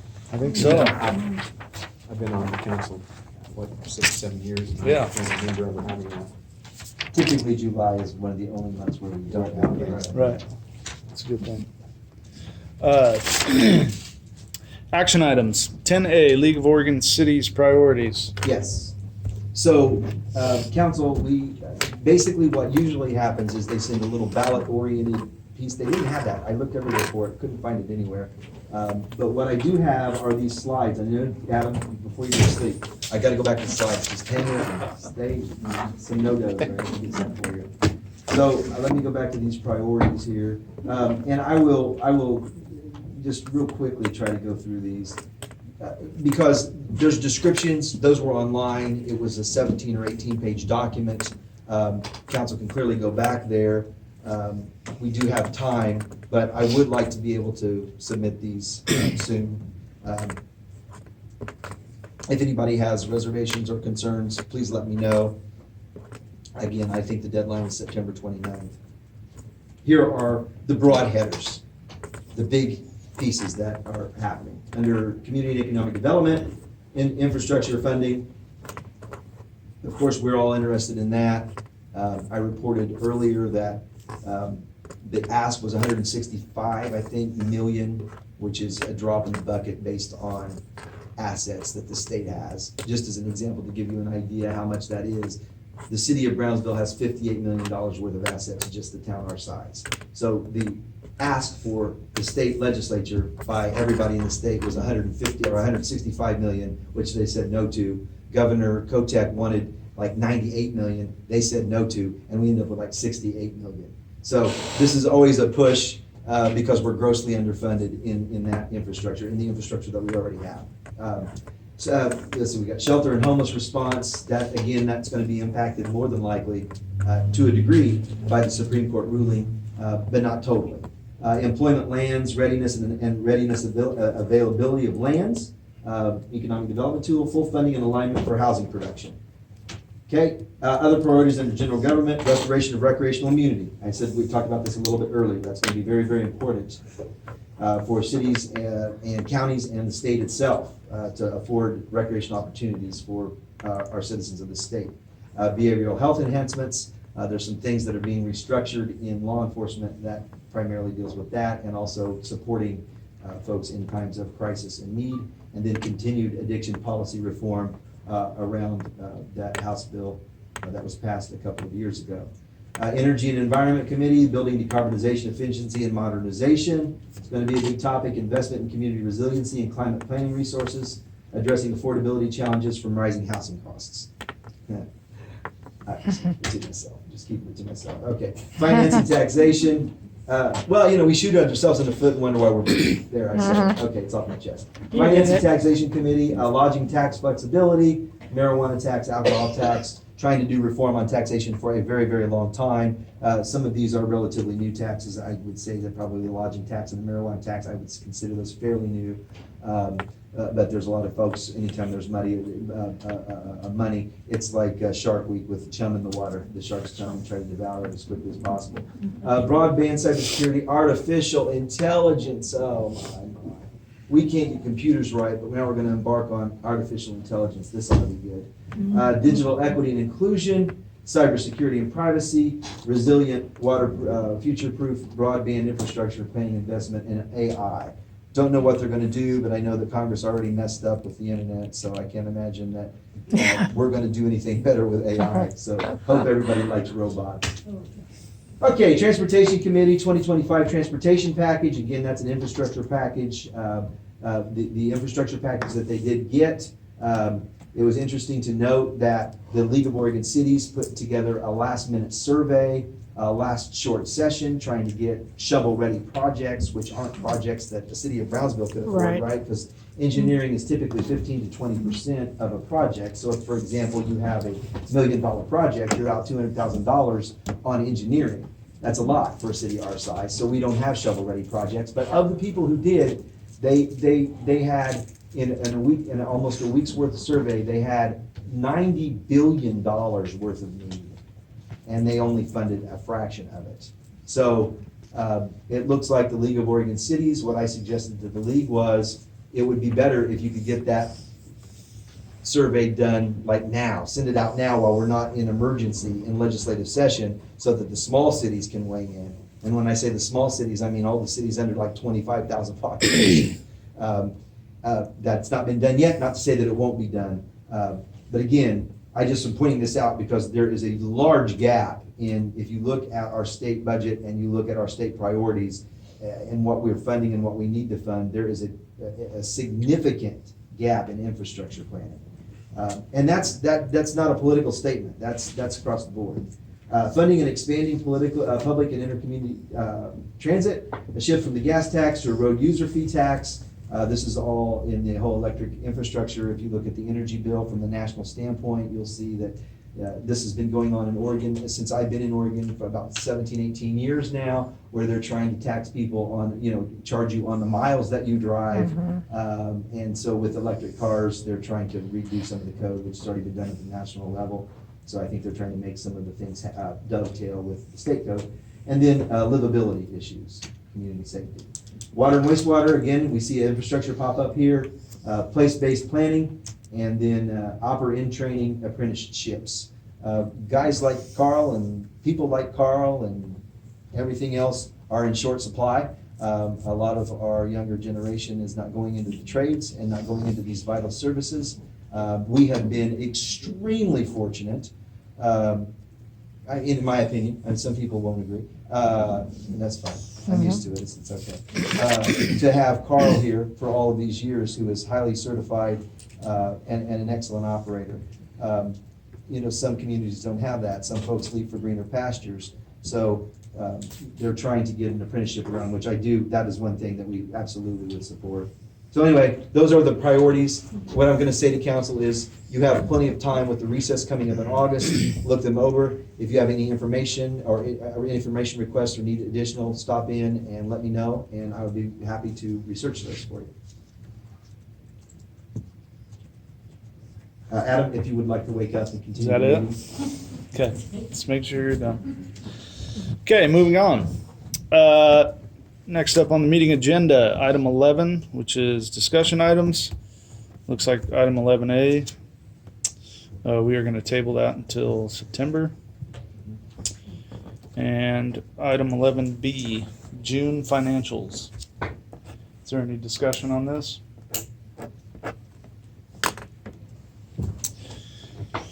Hearing none. Seeing none, we'll move on. Item 12, we're back to citizens' questions and comments. Here again, council asks that your comments be limited to 3 minutes.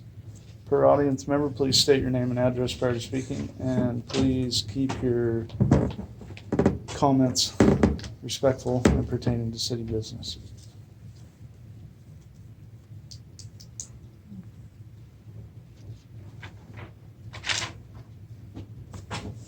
Okay.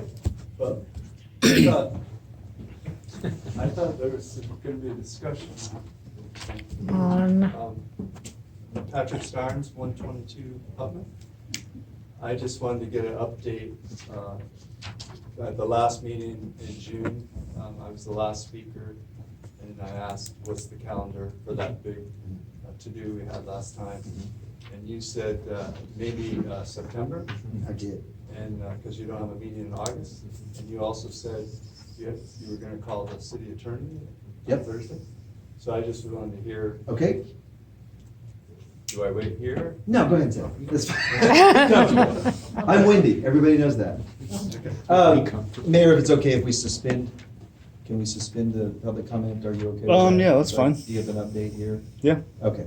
So, yes, at the last meeting, there was a bunch of consternation over incidents that transpired at the Brownsville Saloon.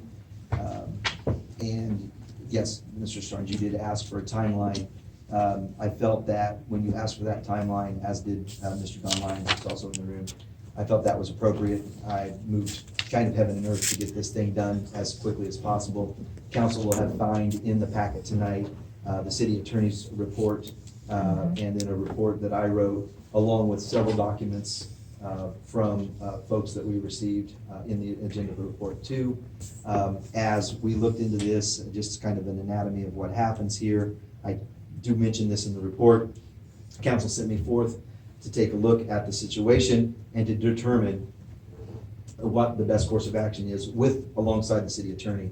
So as we listened to the folks who came last meeting, I think we had 24 people totally spoke on the issue, about 18 or 19 of which were concerned about the issue. Several of those folks brought up the city handbook. The city has an official's handbook that governs councilor conduct. And many citations of that handbook were called out during that. Things were also said about the incident being rising to the level of a hate crime or hate speech. And citizens asked for an investigation to be done. Councilor Solberg also asked for an investigation to be done. So to that aim and to that end, I contacted our city attorney, Ross Williamson, the very next day. And I indicated to him what the aim of council was for this process. And so I said, and now we know that K-Val was here last time. Penny and Alex were here. I'm sorry, Penny Rosenberg and Alex Powers were here, I think, from the Democrat Herald, and I think they're here tonight too. And they had done some videos, they'd done some articles on it, and so we wanted to make sure that we took a look at that situation to find out what our course of action was. What is our legal course of action on that, if any? As we looked into that, of course, Wednesday night, the K-Val story broke. Democrat Herald had some things on their digital media that we signed into and took a look at, and we reviewed that. I sent that over to the city attorney to let him digest through that, and then waited further instruction. In the meantime, my aim and charge of council, what I said I would do, was something that I've done many, many times in our community. And I know, I don't see Ann Clark, but she was involved in one of them years ago. I know Councilor Hanson, you were involved in one. I do these things, the average life of a city administrator in a town is 3 to 4 years. I'm in my 18th year. So the reason why I attribute part of that success is to arbitration. So we have folks who get upset about a variety of issues: squirrels in backyards, bamboo, aforementioned, blackberry bushes, fences, you name it. And through the years, I have arbitrated between both sides. We've brought them to City Hall, or we've been in the field. I know Elizabeth Coleman, staff has been on one of them with me. Carl has been on a few. Mrs. Morrow have been on a few. Anyway, what we try to do is we try to join both sides, and we try to find some measure forward, right? To say, okay, look, we live in a small town. We're going to see each other, all the time. We're going to see each other at Carlson's. We're going to see each other at Dairy Mart. How can we move forward? How can we agree to disagree, or how can we just make sure we just don't see each other? What's the aim moving forward? And all of these have turned out relatively successful. I would say all of them were successful, save one that Councilor Hanson was party to. The parties just we could not get past impasse, and so therefore it dissolved, and both parties said, you know what, we're done here. So my aim at this was to try to get both parties in the room, and one side decided that they were going to seek legal counsel. They felt that the intention or the issue had risen to legal counsel, which we totally respect their decision. So I was unable to do that portion of it. So then I waited to hear back from our city attorney. I know there was an article in the Democrat Herald, which I think most folks might be aware of, clearly in the packet. Mr.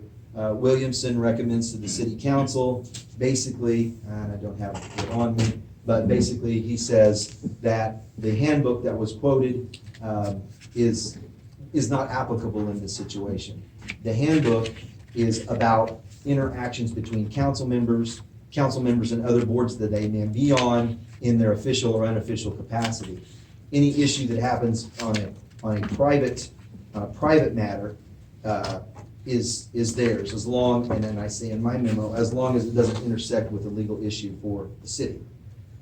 In this situation, Mr. Williamson said there was no action for the city council to take. The issue happened between private parties at a bar, and it did not rise to the level. The Lynn County Sheriff's Office came out, they reviewed the situation, they indicated that both sides were inebriated, and that if it continued, that a potential harassment claim could come on either side. That was what the Lynn County Sheriff's Office said. I think it's also important to note that the city staff nor the city council does a few things. Well, we don't do a lot of things, but here's one thing we certainly don't do.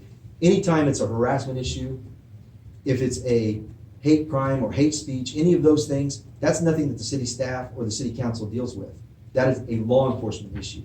And regardless of who you are in our community, if you feel those things have happened to you, I, as representing the city, strongly encourage you to contact local law enforcement to have those things resolved. And then what happens in those situations is the Lynn County Sheriff's Office, in our case, would review any evidence that you might have, and then they would forward that to a judge who would adjudicate on the evidence to determine what penalties, if any, would transpire. So in this situation, none of that escalated to that point. So council has in front of them that report. They have my report, and a lot of things have been said back and forth. I know we've gotten a lot of media coverage on the issue. And I think, as I've said in my report, and will say again, it is a very untenable position for the city and the city council to be in. It's certainly something that we do not want to be in that kind of position or be placed in that kind of position. But at the end of the day, the city staff, the appointed officials, the city council, they all have a right to live their private lives. And even though I can certainly and have most definitely, and several of you that are in the audience were former council members and know, I can suggest certain things to somebody who's a private individual, and I can say, hey, we might want to be careful here, and they can say, yeah. And that's happened to me on many, many occasions. So I think the last thing that I would probably want to say is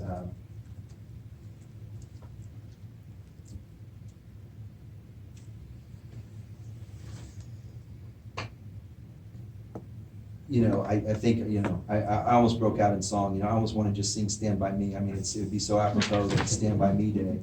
But what I want to say, and with thought, is this. I mean, as I went back through the minutes and I listened to the recording again, and to everyone who spoke that night, what stuck with me the most out of that was that the message was, how do we move forward? How do we get better? How do we unify the community? I don't think we unify our community by ripping at the scab, by making it worse, by doing those things. But that is my opinion. But in terms of everything else, basically, the city attorney, mayor, as you know, concluded that there was no action for the city to take on the matter. So, Mr. Starnes, that's where we stand as of July 23rd, 2024. I do appreciate your urging at the last council meeting. I felt that too, and you articulated that very well, and to that I appreciate it. On behalf of council, I know they can speak for themselves, but on behalf of our city staff, we appreciate everyone who came and spoke and shared their feelings. We know that that's hard to do. We do.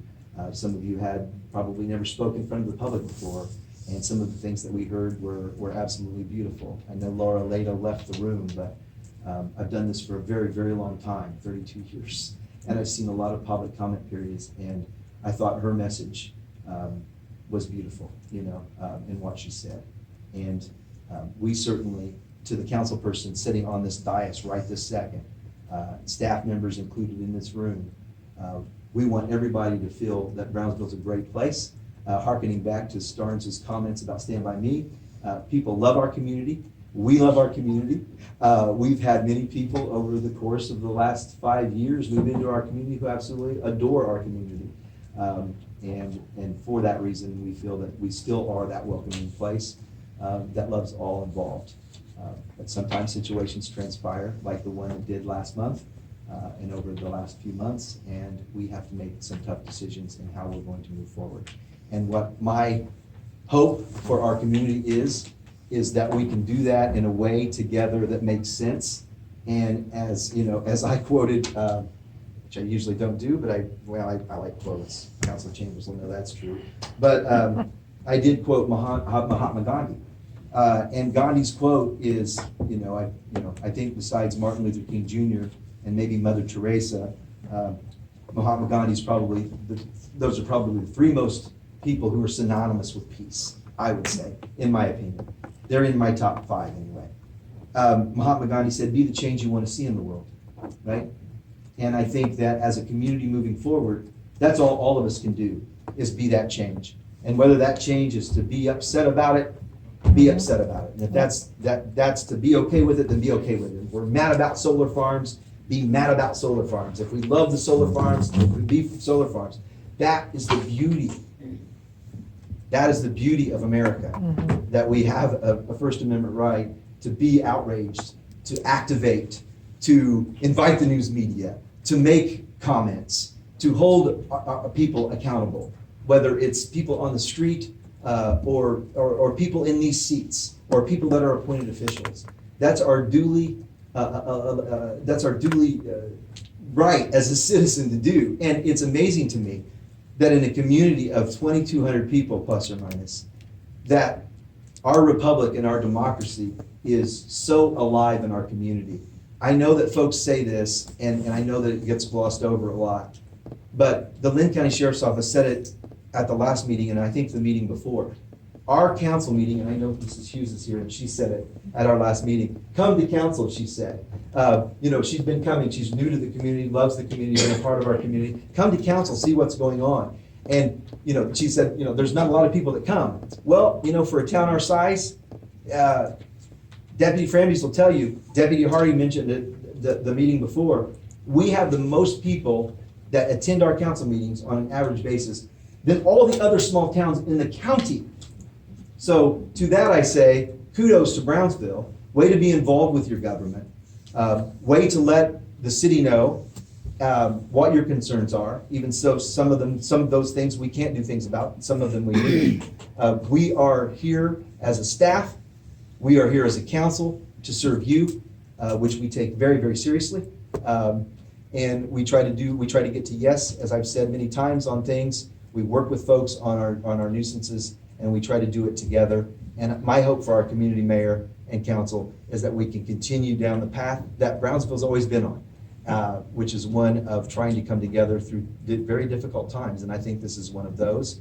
And that's my hope, Mr. Starks. So if you want to. Since my comment was really short, less than 3 minutes, may I? Yeah, absolutely. Patrick Starnes, 122 Putnam. You're well trained. Epic Garage, so you did really well. So I just want to be real clear that the lawyer, city attorney, advised you to do nothing. Okay, so, but Counselor Solberg and many others asked for more. And so I just want this city council, I haven't read your report, I don't know. I just want to ask you to do more, even though attorneys often will tell you, don't do anything. So I don't know what that is, but I just want you to just not, the city attorney said, we don't have to do anything. Okay, we're done with that. Let's move on. Because it's not over. The Solbergs have put a stalking order on Joshua. They all met on the 18th, I think it was, or 16th. And the judge said, do you want a hearing? And so now there's a hearing on July 30th. Okay. So I just want you to have that information and We have everyone that. else, that this is not over. So even though lawyers are famous for saying, forget about it. But that's a private thing. Right. now. Between Well, yeah, but what they're doing now, you that's a can private have- thing. You can have ethics, things that you define yourselves with. Yeah. You can do that. You have a lot of power. Yeah. And I just want you to do more than nothing. Okay? Appreciate it. Okay, thank you. I don't.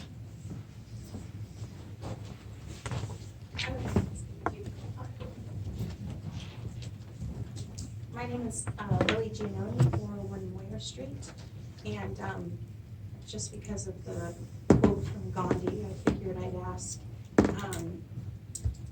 because of the meeting, we all met for hours last month and discussed this issue, and I think that it showed that a lot of people in our community want change, and we should be the change that we want to see in this world.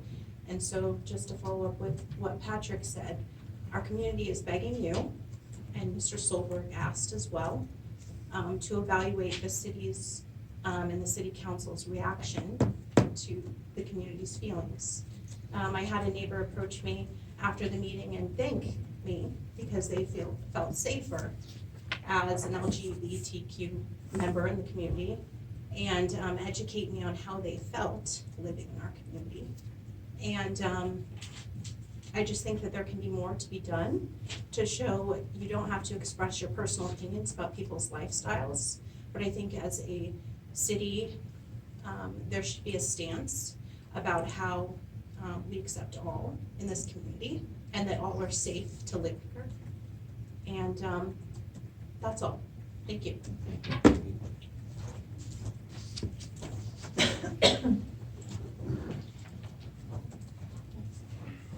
Hi, Kira Hughes, 117 Worley Avenue. And since I was called out a little bit earlier, I'd like to say yay for everybody's here. Yeah. My other comment is that I think I follow with my previous speakers' sentiments that we feel some disappointment in what you said earlier. And that I think we were expecting to have some broader action taken. I again agree with the legal ramifications. Is not the be-all end-all, that there is something that the city council can do. And you talked about unifying the city. I think you as our representatives are the leaders to unify the city. And so I think it is behooving to you as members of this council and city administrators to take a step forward in trying to unify the city. You can't just wash your hands of this. You have to do something, some action, and maybe that requires a town hall meeting about what actions we do take to unify our city and to feel comfortable and be Brownsville residents. I think that's very important. I also would like to say that I think that the assessment that the guidebook for council behavior or whatever is only applicable to when you're in city council or in your elected official capacity is disappointing. And then I think maybe one step forward the council could take is to develop a behavior, expected behavior for councilors in general, if you're an elected city official of Brownsville. And I had one other comment, but I forgot, but I think you get the gist of it. That what you just said is not enough, and I think the city council needs to do more. Thank you. Thank you.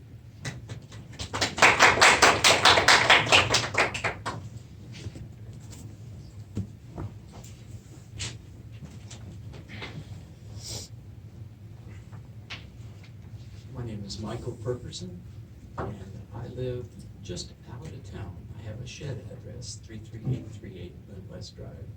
So I'm about 5 miles out of town, but all my business is here in Brownsville. And we've talked about unity and building people back together. There are actions that I believe that the Solbergs could do that would ease this situation and help this community and help the council and Brownsville and itself. And we could just move along, and it would be in the best interest of the whole community. And this was used erroneously a few years back in an election year, but St. Thomas Aquinas quoted a term he called intrinsic evil. And if you do not support the things that you say, you are involved in what's going on just by saying, no, it's okay to pass it on. And we could all have a better life if just we're a little kinder to each other. That's all I have to say. Thank you. Thank you. Thank you.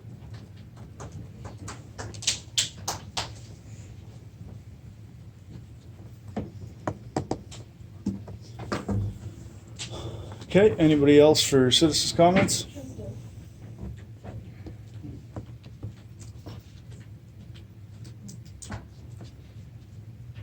Hi, I'm Peggy Ferguson. I also don't live in Brownsville, but y'all probably know me.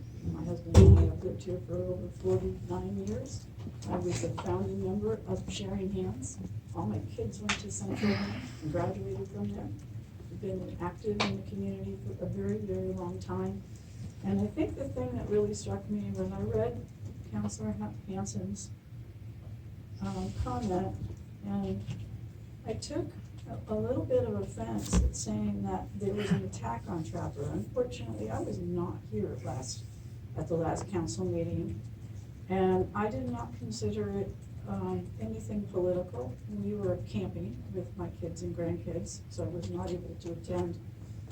But I've heard about this attack on Joshua and Cam for over a year. And it did not sound like the Solbergs were the victims. And this is painful for me because Chris and Pam have cut our hair and our family's hair for years. So I was very disappointed to hear that this was going on. And Counselor Hanson mentioned that as a Christian, he felt he was under attack. Well, if Christian values are bullying and name calling, I'm sorry, but that's not my idea of Christian. And Sean can attest that my husband and I have been part of the Catholic Church here in town and other parishes for a really long time. So don't drag Christianity into bullying or name calling. So I really hope that we can heal over this. I'm pretty nervous. But I love Brownsville. I don't live in town, but I love it. And I've been here a long time. And I really like to see that unity happen. And I don't know what it's going to take, but just thank you for listening to me. And hopefully we can resolve this. Thank you.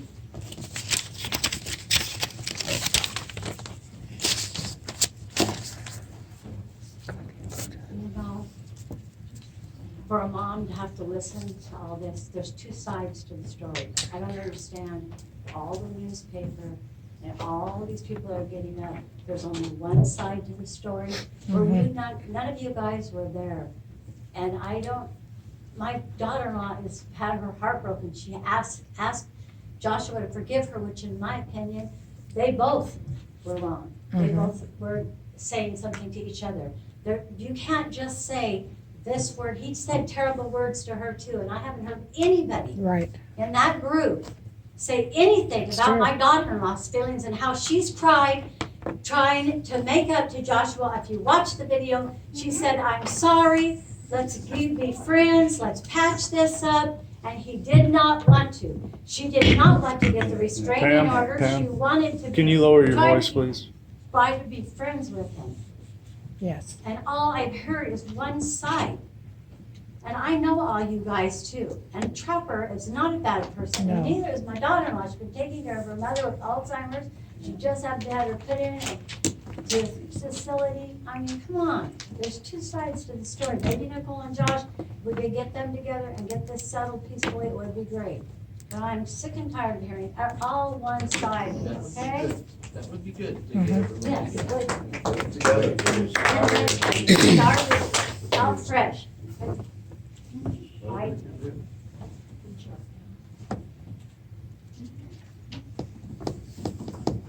I have a question. Would you like to speak? Please take the podium.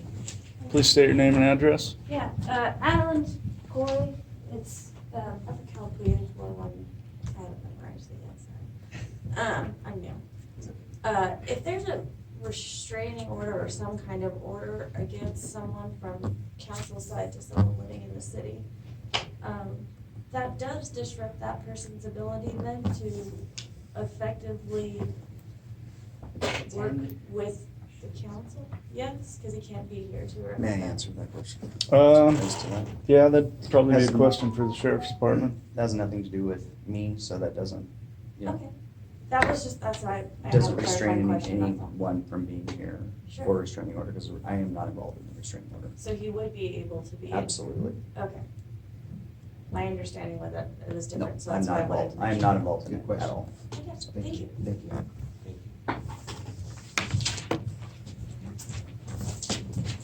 Okay, is there anybody else that would wish to speak? Seeing none, we will move on. Council comments? Excuse me. Council comments? Patience. Okay, last item on the agenda is council questions and comments. Can I? Okay, I have something I would like to say. The last meeting with the Solberg Joshua thing, I felt that Trapper was tried and convicted at that meeting. Absolutely. He wasn't able to defend himself.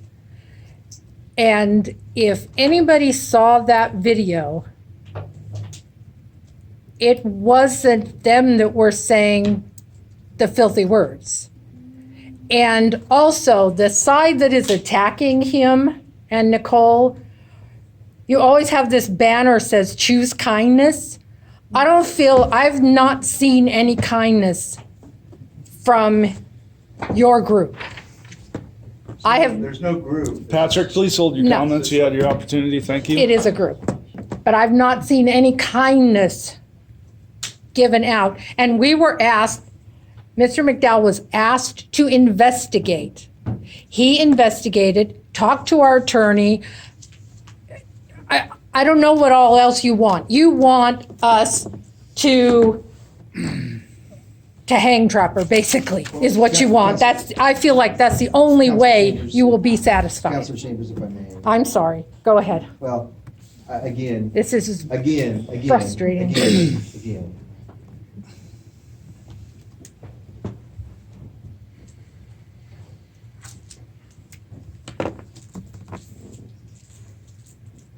Feelings are something that's very difficult. Absolutely.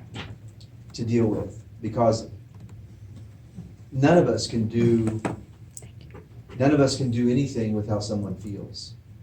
We've all been in relationships. We've all been hurt by relationships. We've all played a variety of roles in our lives. So we know that that is tough. The issue for the city is one of every single employee of any city and every single elected and appointed official have rights. So to suggest that we can limit someone's rights because they hold a position of power is not even legal. It's not even a thing that we can do. Right. There are situations that could arise. We've had situations in the past that have arisen to where we had to take action because things were said. Counselor Chambers, you're shaking your head. You know what I'm talking about. I do, yeah. You were the subject of one Exactly, yes. that was very bad. Yes. That we had to resolve about 8, 9, 10 years ago. Yeah. And there's been others. I can air those things. I can call people out. We can do this all day. Mhm. We can talk about both sides. It doesn't matter. We're not going forward. We're going backwards and sideways. So I challenge us all as adults to rise above that. I will say this, and I know that there's other folks that are going to say things, and that's fine. That's fine. But I want to make sure that it's clear that Mrs. Coleman and I are more than willing to meet with the parties involved. We are more than willing to. Look, however, if folks don't want to, as That's Counselor right. Hanson can attest, That's right. if folks don't want to come to the table and they want to take different options, whether it is lawyering up or whatever it is they want to do, again, that is a private matter. That is not for the city to determine. That is not for Chris Solberg to determine or Betsy Ramsher to determine. And you just Right. picked out or Daniel Murphy to determine, Right. right? It's for the parties that are involved in that situation. Because we, as a group, collectively and individually, cannot do anything about the way these folks feel. All that we can convey to our audience is, as a council and as a city administrator, is to say, look, we were charged with something last time. Folks brought a serious concern that we felt that we needed to look into. I moved heaven and earth, and I told Mr. Starnes, September, dude, right? And I knew that there was no way it would wait till September because we were going to August, and we cannot let a hole in our community fester for that long. So I'm imploring all of you, each person. There's many faces I've seen in the room that are repeats from last month. You've been abreast of the situation. I'm sure all of you have had an opportunity to review that. Every single person in this room has made up a decision on what should be done or what needs to be done or what. Mhm. There is absolutely no way that the city council can do that from a legal standpoint, right? Our officials have rights as well. So that's why I say in the article that Penny quoted me in this morning or yesterday in her article that the city finds itself in an untenable position because it is impossible for us to do anything about the way others feel. Mm-hmm. We can hope in this situation, my hope for our city is that we would be able to get these folks in a room where we would be able, and maybe not all of them, maybe it's just 2, I don't know, but we could figure out a way to move forward. Because to see the anguish that I see, and you know, I haven't seen Michael in a few years, and it's great to see you, sir. But to see the concern and anguish, not only in Michael's face, just because I've known Michael for many years, but in all of your faces as you came up, in Pam Solberg's face, in all, everybody's listening, all the things that have been said. So again, I just. Could we do something to try to see if we can get them? Well, here's what I'm saying, Mrs. Solberg, if I can continue. I think again, here's the remainder for the city, and as far as I'm concerned. And if any of the counselors don't agree, then that's fine. You're my boss. You can tell me to pound sand. But I am putting it out there one more time. You're the boss. I'm putting it out there one more time that I am willing, if sides are willing to come to the table, Elizabeth Coleman and myself are willing to sit down and do an arbitration and have conversation about how this was resolved between the parties. And I'm willing to continue to do that. And relatively, I mean, clearly it's summertime, we're short-staffed, people have vacations, things are going on, but we will make every attempt, as we just demonstrated that we did. We did that because we wanted people to feel heard. We heard Mrs. Giannone. We heard Mrs. Hughes. We heard many people. We heard Christine Crowe. She's not here tonight. We heard everyone who spoke. Council was very concerned about this, to the person.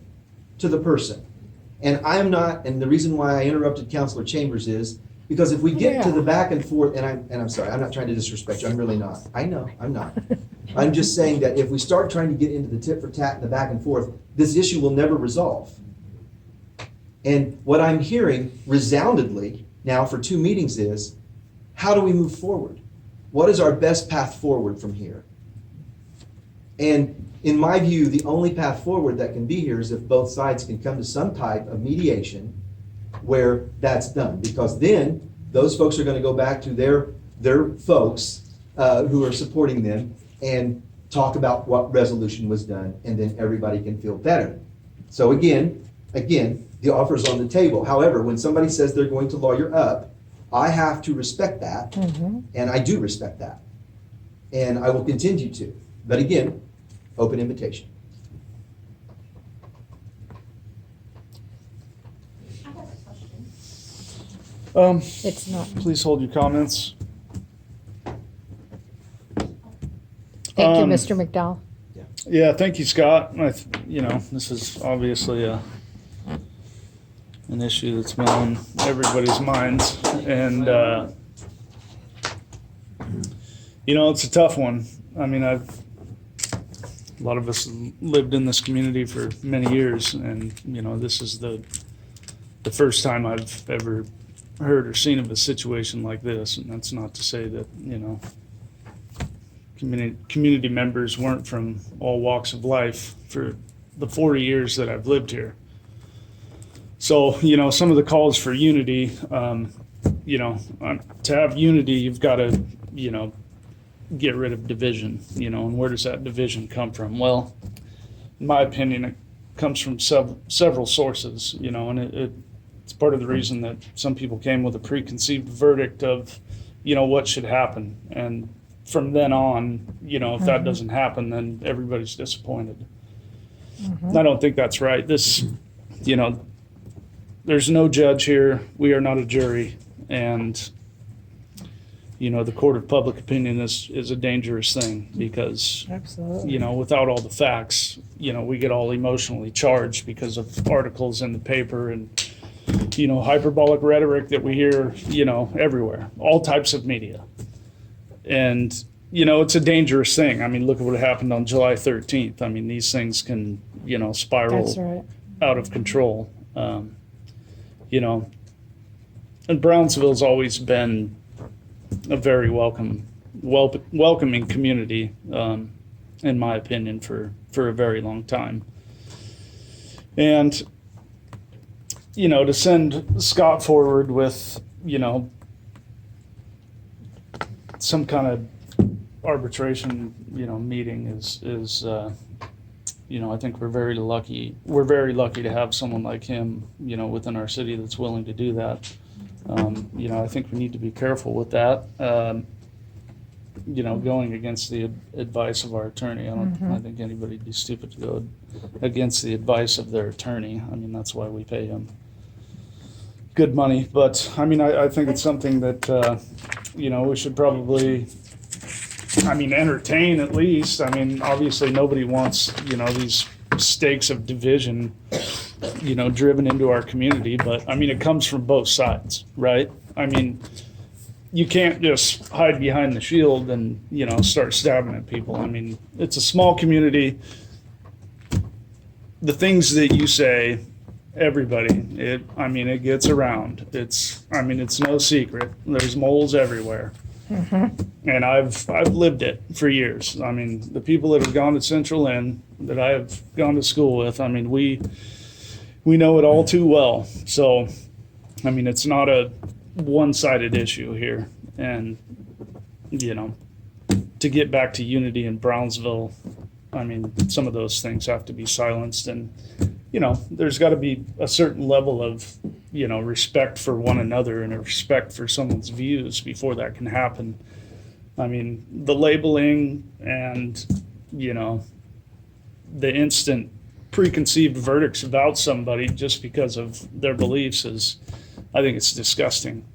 But it's something that, our society has come to know all too well.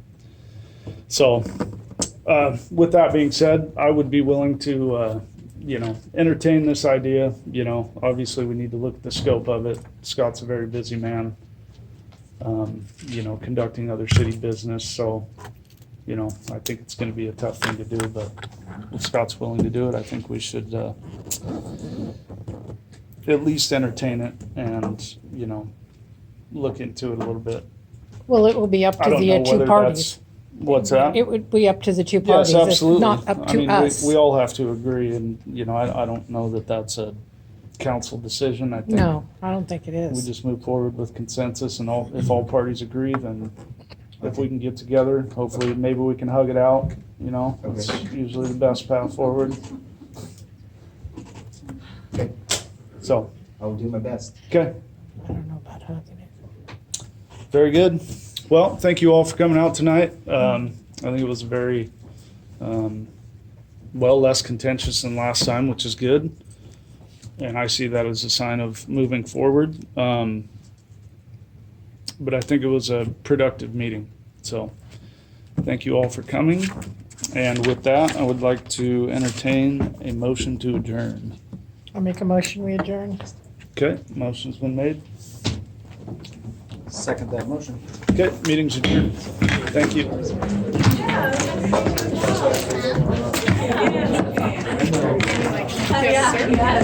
Yes, right there, right on this. I am sorry. I am sorry. It just. Like I said, it's like another mom. I know. Take a bowl. Me too. Are you gonna be moving? Yeah, I can.